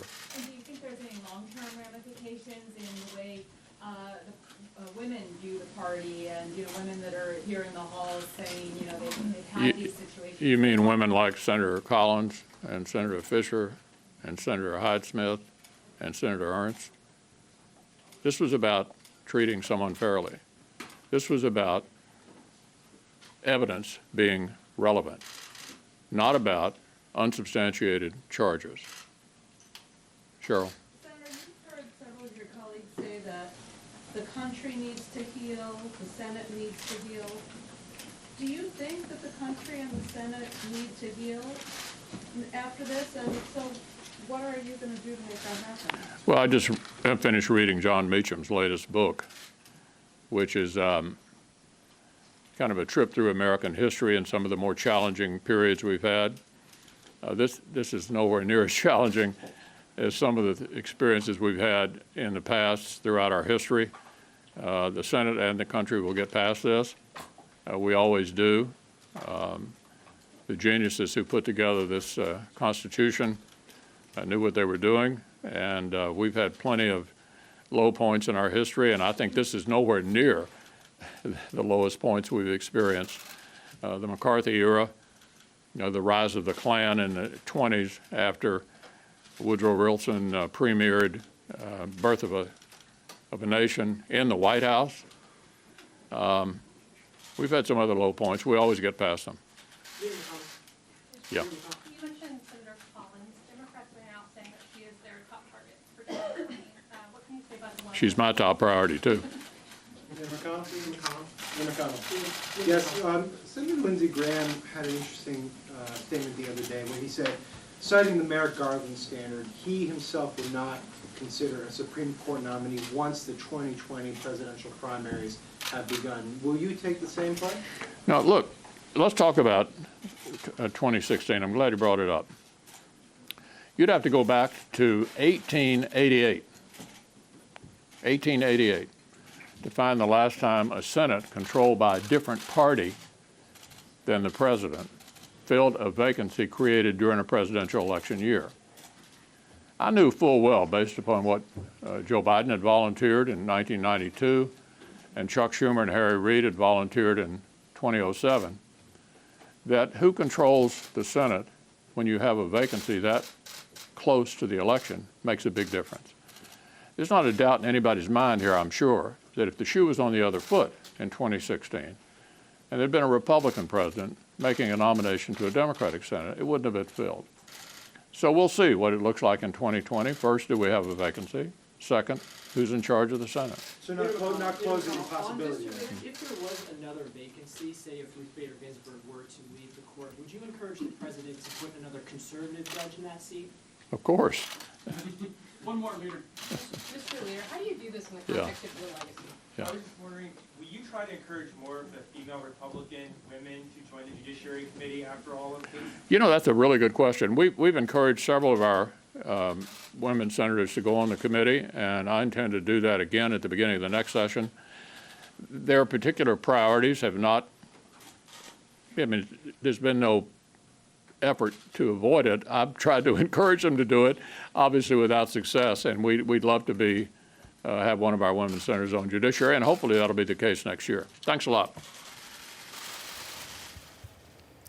If you're just joining us, we were live at the scene in Washington where Senate Majority Leader Mitch McConnell was just offering his comments and answering questions regarding the confirmation vote to put Brett Kavanaugh on the U.S. Supreme Court. If you're just joining our ongoing live breaking news coverage, Brett Kavanaugh is going to be on the U.S. Supreme Court. He got the vote 50-48. It was tight, but he got the numbers that he needed as the president had predicted. And just so everyone at home knows, this is the second nominee from U.S. President Donald Trump who is going to make it to the U.S. Supreme Court. This has bolstered those who support him and angered those who do not. And many are angry about how this has unfolded. We've been watching protesters, some of them getting arrested, some of them getting quite aggressive as this whole day has been unfolding. It is happening the way many had anticipated, but nevertheless, very interesting to watch. John McAndrews, you've been with us all the way through this, joining us from the University of Toronto. So it was difficult while we were listening to Mitch McConnell hear some of the questions, but we certainly got a sense of what he was feeling. There was a degree, I would say, of defiance there. He even said at one point, well, these things blow over. Yes. So I wonder what's your reaction to what we just heard? So the Majority Leader sounds very confident about his party's fortunes going into the midterm elections. If I were in his shoes, I would not be so confident. He is correct in suggesting that voters, many voters, I won't say this about all voters or the voters that you saw protesting outside the Supreme Court, protesting outside the Capitol, but many voters are myopic, right? So the challenge for leaders in the Me Too movement, challenge for Democrats, will be to keep this issue front and center going into the midterm elections. It's entirely possible, as the senator suggests, that it will be displaced by other issues. I would also note that I'm not as persuaded as Senator McConnell is that this is firing up Republicans. Why is that? Well, I think if you're a Republican voter, you'll look at this and say, we won, right? You're satisfied. Your president nominated a judge from your party, and your party, which controls the Senate, confirmed him. In some respects, case closed. From your perspective, the system worked as it's intended. You're satisfied going into these elections. Contrast that with losing, right? At that point, it could go, I would suggest, possibly one of two ways. They could be very frustrated with their own leaders and start to question their ability to follow through on promises. Or at that point, perhaps they'll come to the conclusion that what's needed is more Republicans in Congress. But I think in this scenario where they win, I think many voters will walk away and say, many Republican voters will walk away and say, we got what we wanted. I'm just getting word from our control room, John, as you were speaking, and I believe I've been told that Brett Kavanaugh is going to, in fact, be sworn in today. Did I hear that correctly, Michael? Yes. So, in fact, we were wondering, is he going to be on the bench by Tuesday? Seemingly, there should be nothing stopping him if he gets voted in today. Do we have Kimberly in Washington with us? We do have Kimberly Robinson. She is a Supreme Court reporter with Bloomberg Law. I want to bring Kimberly back into the conversation because we've just heard that, in fact, because just maybe 20, 30 minutes ago, you were saying, well, maybe he'll get sworn in today, maybe tomorrow. He should be there by Tuesday. Looks like he's going to be there Tuesday, Kimberly. So are you surprised by how quickly this is moving? Well, we've seen it move this quickly before. Chief Justice Roberts actually was confirmed on a Thursday and on the bench on Monday. So this is kind of par for the course whenever confirmations happen, whenever the Supreme Court is in session. We did hear from the Supreme Court this evening that Chief Justice Roberts will be administering the first oath, and then the man who Kavanaugh will be replacing, Anthony Kennedy, will be administering the second oath. Both of those will be happening at the Supreme Court later today. Do we have a sense of what time that's going to happen? It should be happening relatively soon. From what I hear from the Supreme Court, they're already setting up, but no word on the exact time right now. And what's your best guess? Are we going to hear from Chief Justice Kavanaugh in a matter of moments after he gets sworn in? I don't think that we'll be hearing from Justice Kavanaugh tonight. Typically, whenever these things happen in kind of a private ceremony, there are a few pictures that are taken that are sent out to the media, but nobody has any kind of press conferences like when they happen at the White House, which we saw from President Trump's first Supreme Court nominee, Neil Gorsuch, where he did speak and he was able to speak to the public. But when they happen kind of more privately, they are just that, private.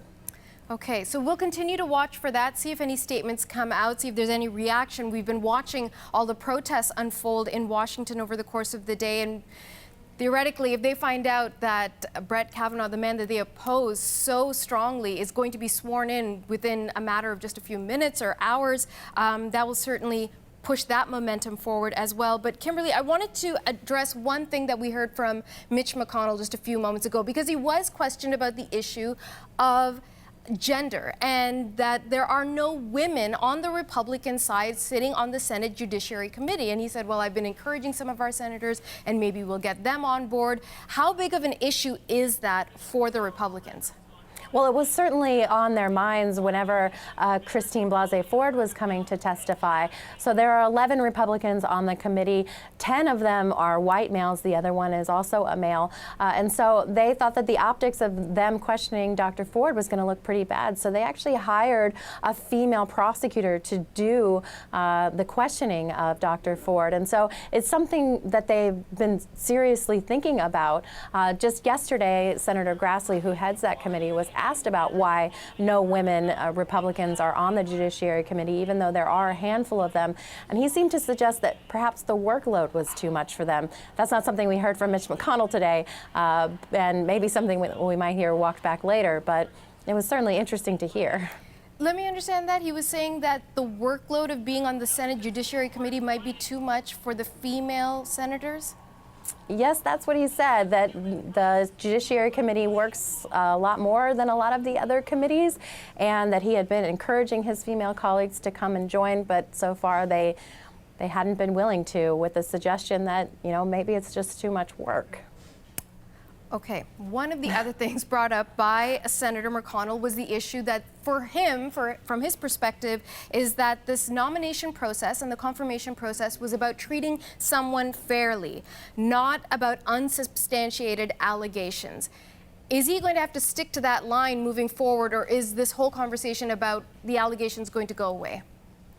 Well, that's actually something that's really been firing up the Republican base, is this whole idea about Brett Kavanaugh being treated unfairly. And so, yes, the Democrats are fired up by the allegations against Brett Kavanaugh. But what's firing up the other side is this idea that any man now has to be constantly worried that an allegation can really derail his, what he's been working for his entire career. And so we've heard that from some of the senators, but also from President Trump himself, that he said it was a dangerous time for young men.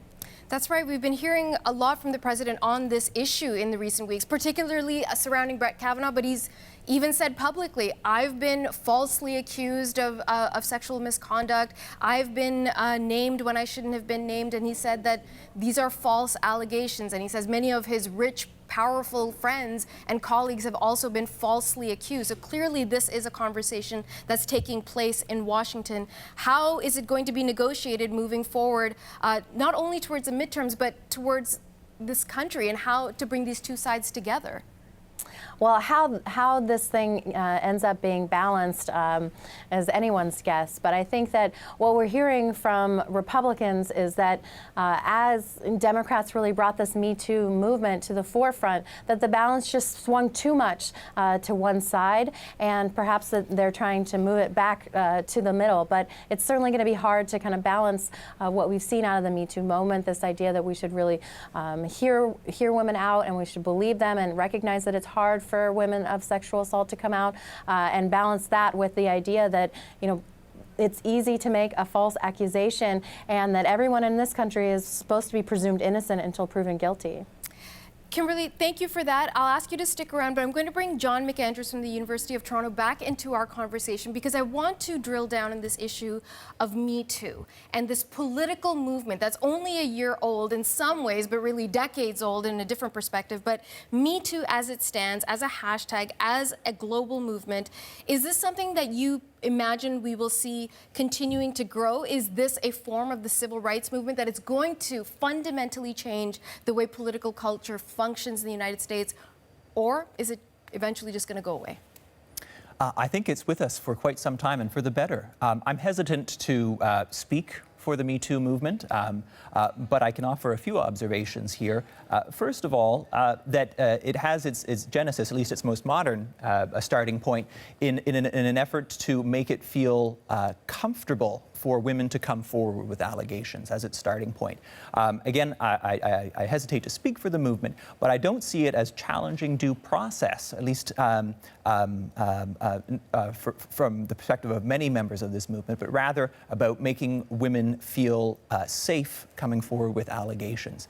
That was the case in the wake of the Weinstein allegations, and I think it'll continue along very much in the same trajectory. But it risks, I think, in some respects, becoming politicized, right? Being being drawn into this partisan conflict, right? So that Me Too supporters might be seen as Democrats, right, and opponents as Republicans, and that's going to be a big challenge for these for supporters of the Me Too movement to maintain some kind of bipartisan coalition about making women feel comfortable coming forward with allegations and feeling supported, and about maintaining a fairness to the process.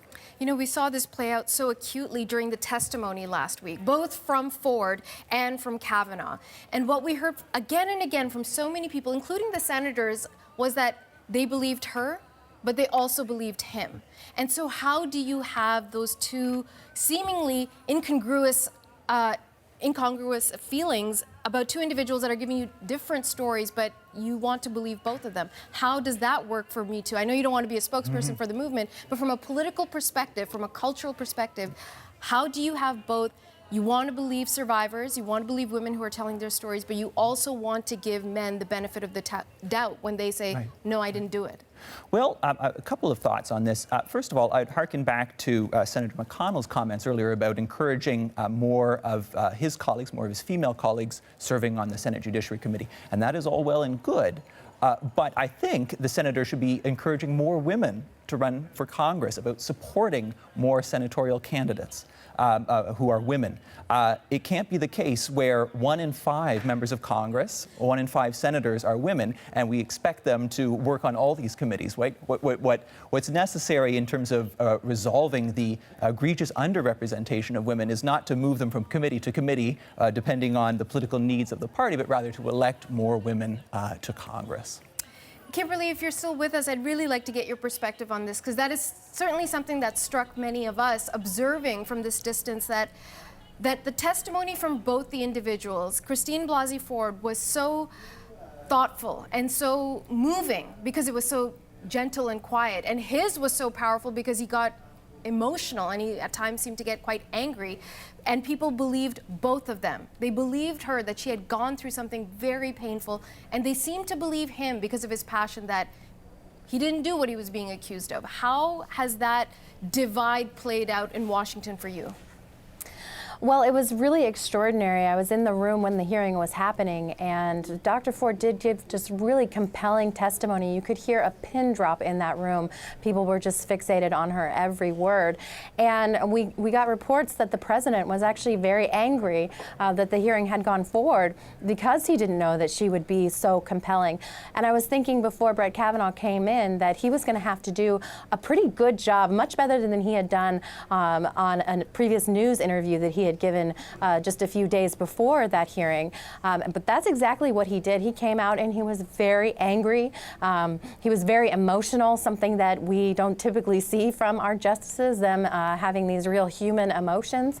And so it was very hard that they both gave such compelling testimony. And you know, one theory that's really been kind of thrown out there that I think a lot of conservatives have been taking cover under is this idea that maybe she's just misremembering who it was who sexually harassed her.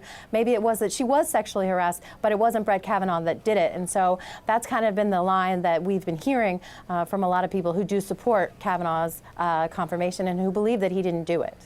Kimberly, while you've been speaking, we've just been monitoring the wires, and we're seeing that President Trump is, in fact, addressing the vote and the confirmation aboard Air Force One. So I'll read to you what we're seeing on the wires, saying that U.S. President Trump says Kavanaugh about him, "We're very honored that he was able to withstand this horrible, horrible attack by the Democrats."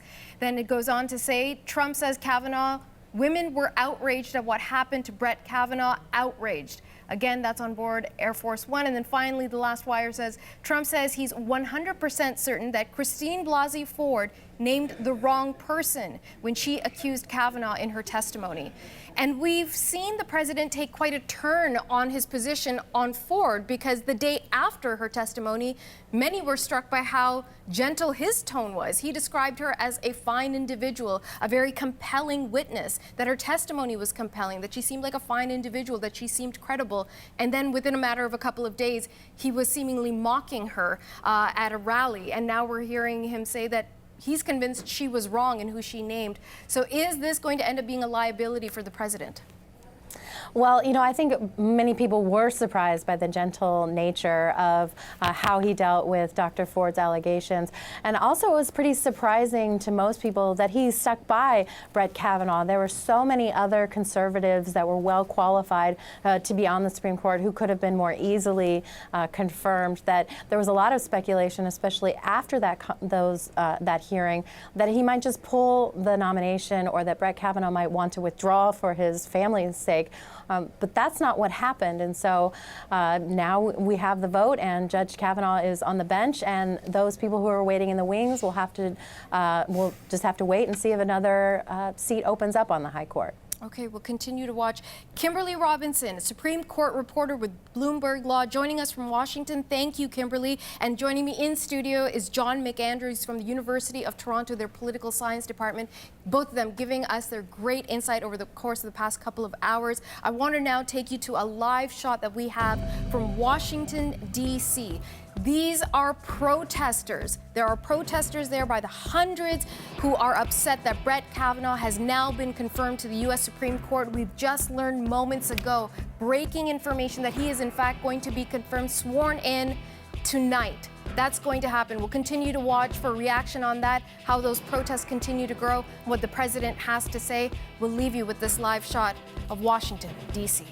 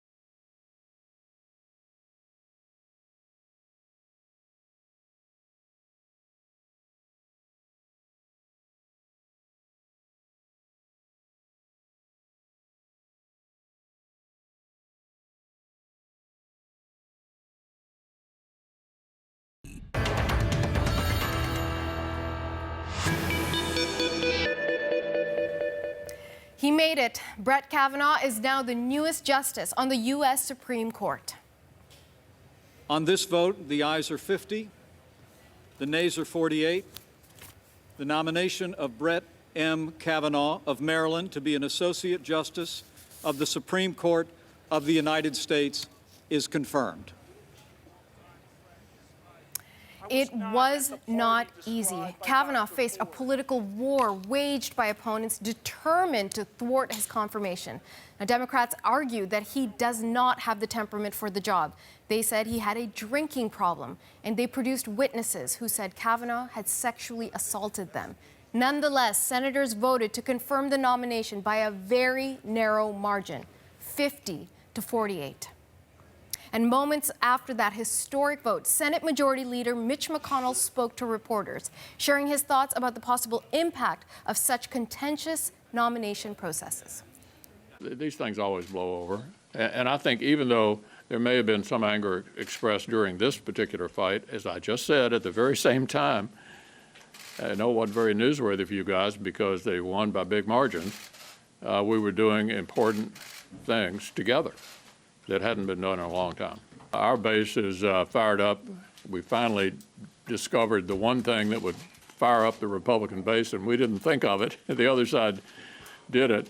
The tactics that have been employed both by Judiciary Committee Democratic senators and by the virtual mob that's assaulted all of us in the course of this process has turned our base on fire. I was talking to two of my political advisors yesterday about the advantage that these guys, by their tactics, have given to us going into these red state competitive races. And we're pretty excited. They managed to deliver the only thing we had not been able to figure out how to do, which was to get our folks fired up. The other side is obviously fired up. They have been all year. This was about treating someone fairly. This was about evidence being relevant, not about unsubstantiated charges. The Senate and the country will get past this. We always do.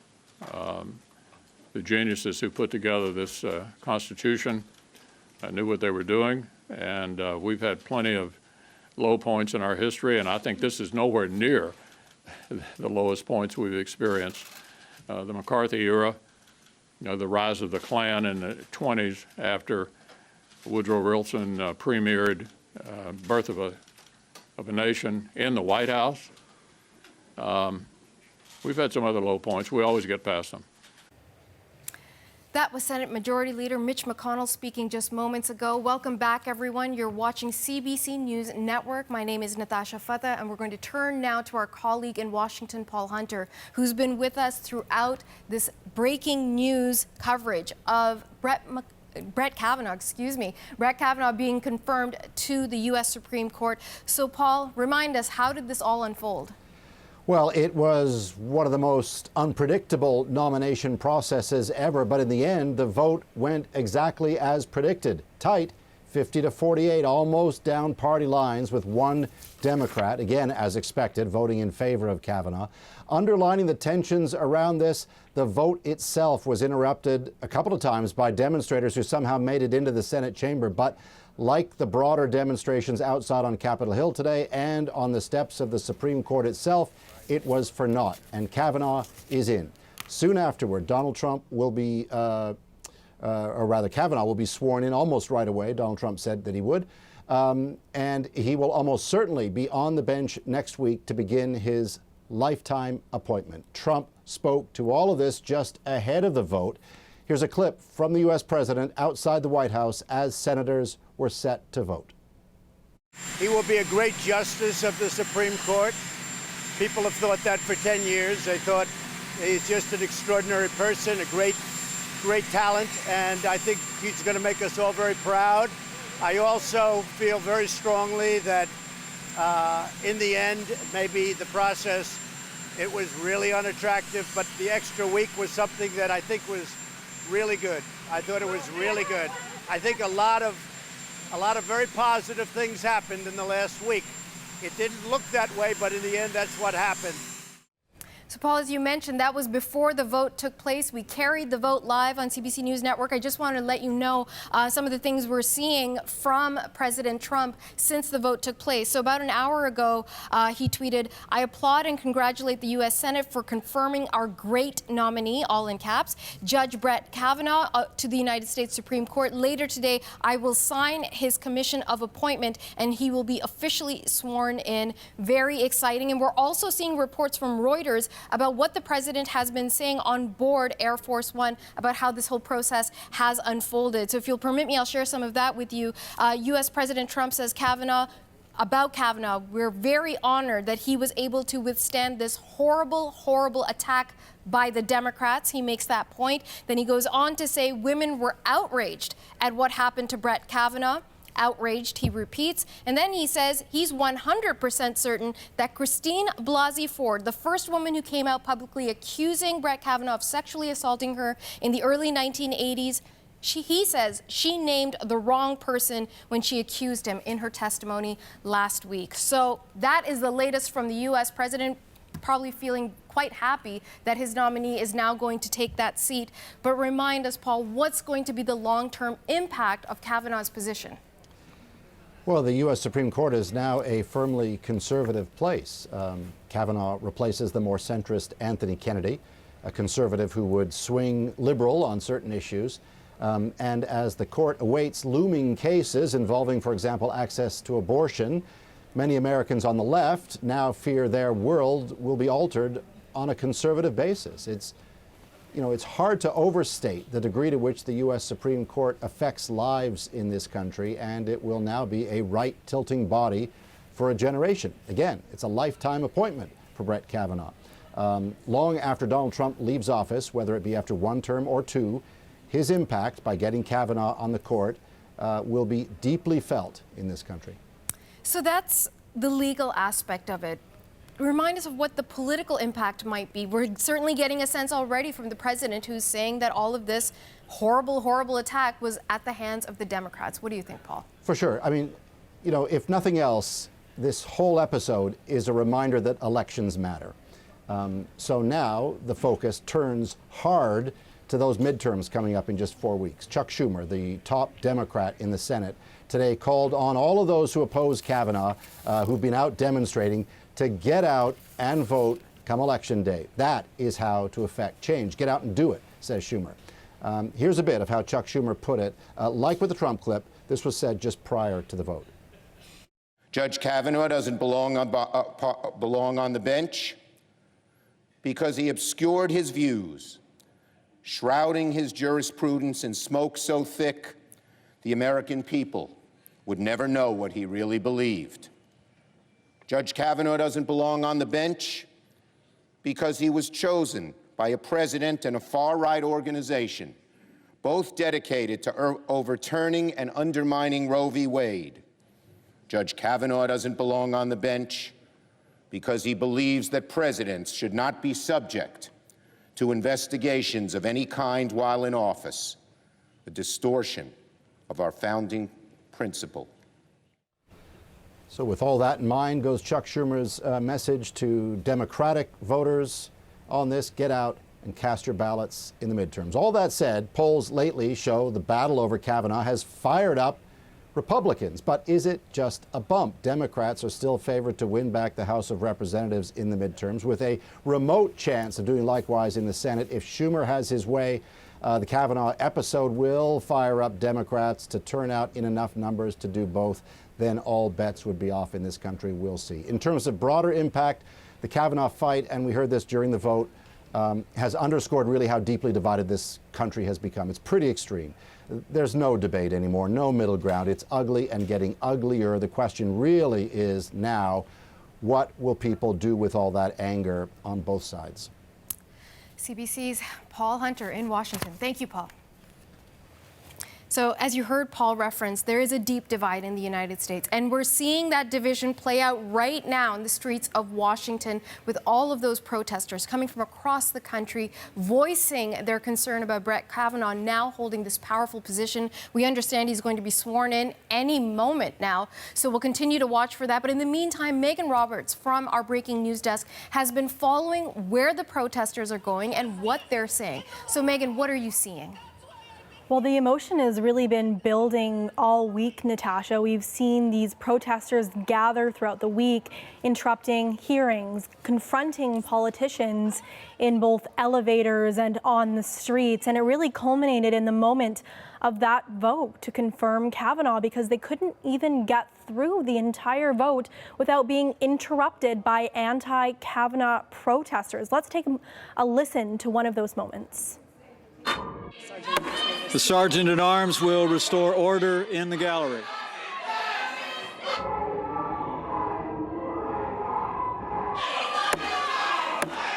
The Sergeant at Arms will restore order in the gallery. So there were several moments like that with Vice President Mike Pence having to interject and get people removed from that confirmation vote. Those kinds of protests are continuing in Washington and across the United States. There are many people that are rallying, and though you saw a lot of anti-Kavanagh signs at that Washington protest, there were people there in support of him, and this is what one of them said. I know a lot of Republicans just like me are extremely angry, and I hear all this, there's going to be this blue wave. Well, they haven't seen anything yet, because we're angry at Judge Kavanaugh's treatment. He's about as close to an altar boy as anybody ever nominated to the Supreme Court. So if he can't make it, we're all going to fall short. We've been talking a lot about the divide in the United States. You heard that man there saying the Republicans are fired up. We've been hearing Democratic protesters saying that they're fired up. All of it is gearing towards those November midterm elections. So we'll have to see what both sides of this country do in November and what kind of impact that has, Natasha. Okay, thank you, Megan. As Megan has been mentioning, there are protesters outside the U.S. Supreme Court. Some of them there to support Brett Kavanaugh, but the vast majority there in opposition. They don't want this particular nominee, who has now been confirmed and is very soon going to be sworn in, to have this powerful position on the U.S. Supreme Court. But it seems that all things are moving forward. We heard from a protester just a short while ago who told us on CBC News Network that they are now looking ahead to the midterm elections and they will make their voices heard.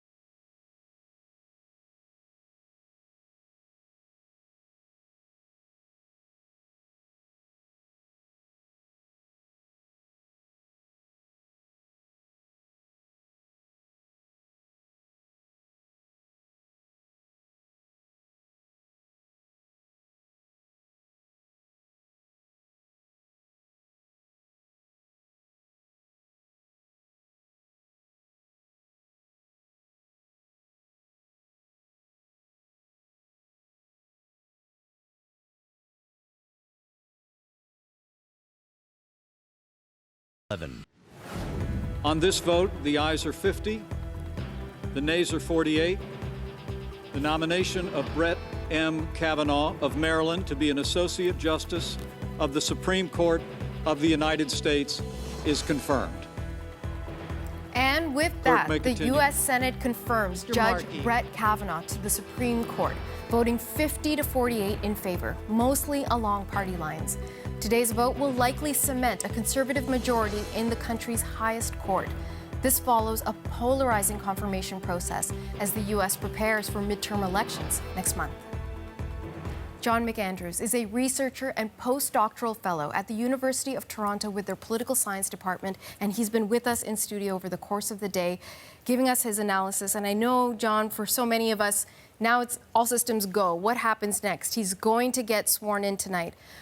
But let's not forget how unusual the past couple of weeks have been. What stood out for you during the whole nomination process, the testimony, the FBI investigation? So in some respects, this was not unusual. We know, going back to the early republic, that appointments to the federal judiciary are controversial in many cases.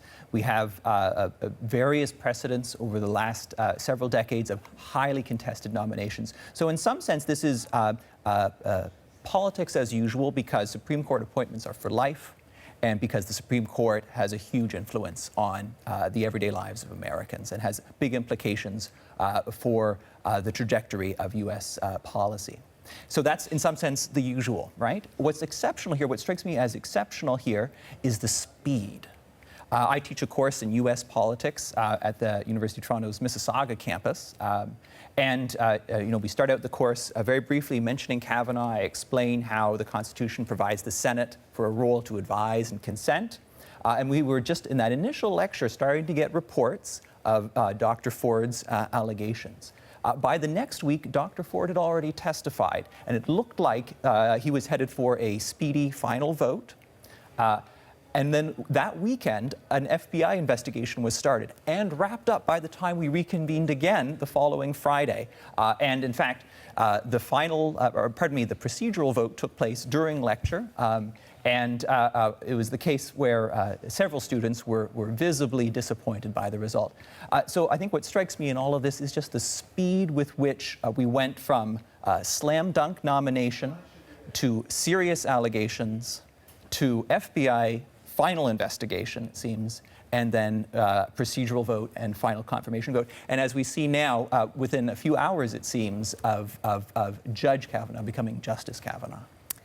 So because you have this great wealth of knowledge in the history of how this process works, and you've said that in the past, these nominations are contentious. They do get very divisive. Do people then forget and permit the person to move forward despite their reservations initially during the nomination? And I realize in the past there was no Me Too movement and there was no social media. Can Brett Kavanaugh get past this? Can Brett Kavanaugh get past this? Well, he's a lifetime appointment, right? He is in some respects untouchable by design, right? Does the Supreme Court's legitimacy suffer in the eyes of voters? Quite potentially so. It's hard to say exactly how this is going to roll out. We do know that the swing vote is going to change. The swing vote in the Supreme Court is going to change substantially, become far more conservative, and we're going to end up with far more conservative rulings out of the Supreme Court. So let's look ahead. What do you anticipate is going to happen? So we know he's going to get sworn in tonight. We know the president is quite content tweeting about it, talking about it on Air Force One. But the protesters are saying they're still going to come out, and not only to protest, but to galvanize the vote come November 6th, exactly a month from now.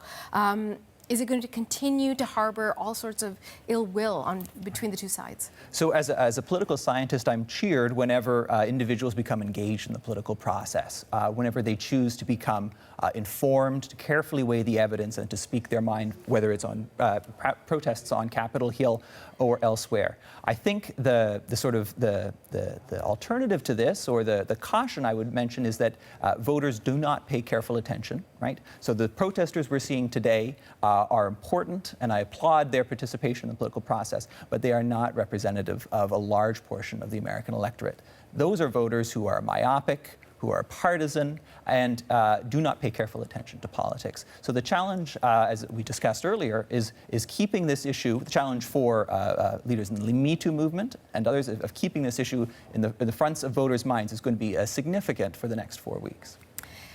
You were addressing this earlier. How do you make sure for the Me Too movement that it does not become an issue just for the Democrats? How do the Republicans say, yes, we've supported Brett Kavanaugh, but we also want to support women who come forward with their stories? Yeah, that's exceptionally difficult because we have a case now, several cases in which prominent Republicans, right, have been accused of sexual misconduct. That's not been a singular phenomenon. Democrats have been accused, but we now have a string of high-profile Republican accusations. So it's possible that voters will come to associate sexual misconduct allegations being made by Democrats as being politically motivated. It's not at all clear to me that that was the case with Dr. Ford's allegation. So the big challenge, as I say, for the Me Too movement is to keep it in the front of voters' minds and to maintain some kind of bipartisanship. Okay. John, thank you so much for your analysis. Thank you for spending the day with us as we've been watching this historic moment develop in the United States. Thank you. John McAndrews is a researcher and postdoctoral fellow at the University of Toronto in their political science department. You're watching CBC News Network. We'll be back in just a moment.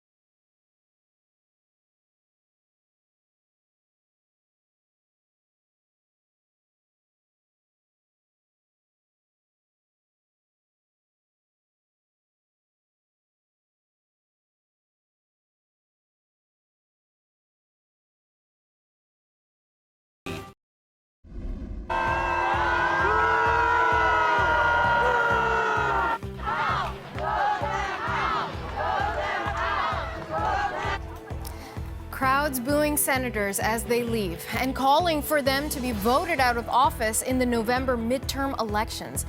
Now, this follows the U.S. Senate confirmation of Brett Kavanaugh to the Supreme Court of the United States. The U.S. Capitol Police Department says 164 individuals have been arrested during the course of the day. The Kavanagh vote is going to have implications for years to come. For more on the lasting effect of this confirmation, CBC News Network spoke with law professor Minna Koten and Fatima Goss Graves, who is the president and CEO of the National Women's Law Center.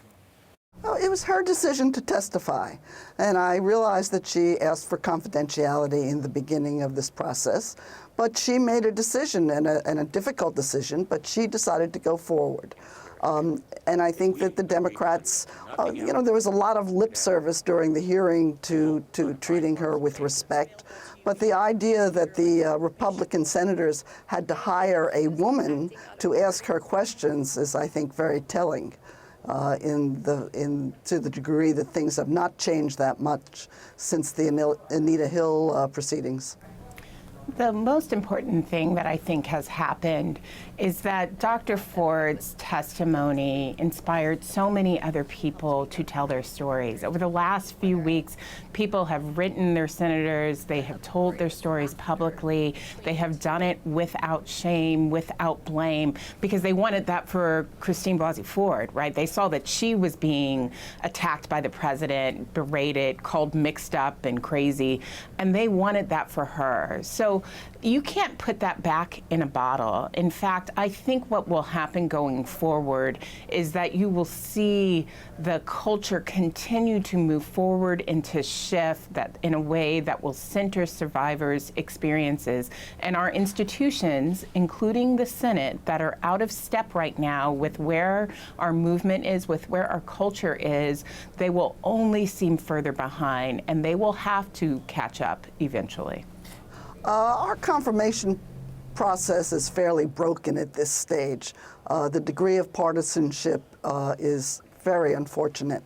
And as long as our President Trump continues to nominate fringe candidates, and I think we could call Judge Kavanaugh a right-wing fringe candidate, we're going to have the same process over and over again.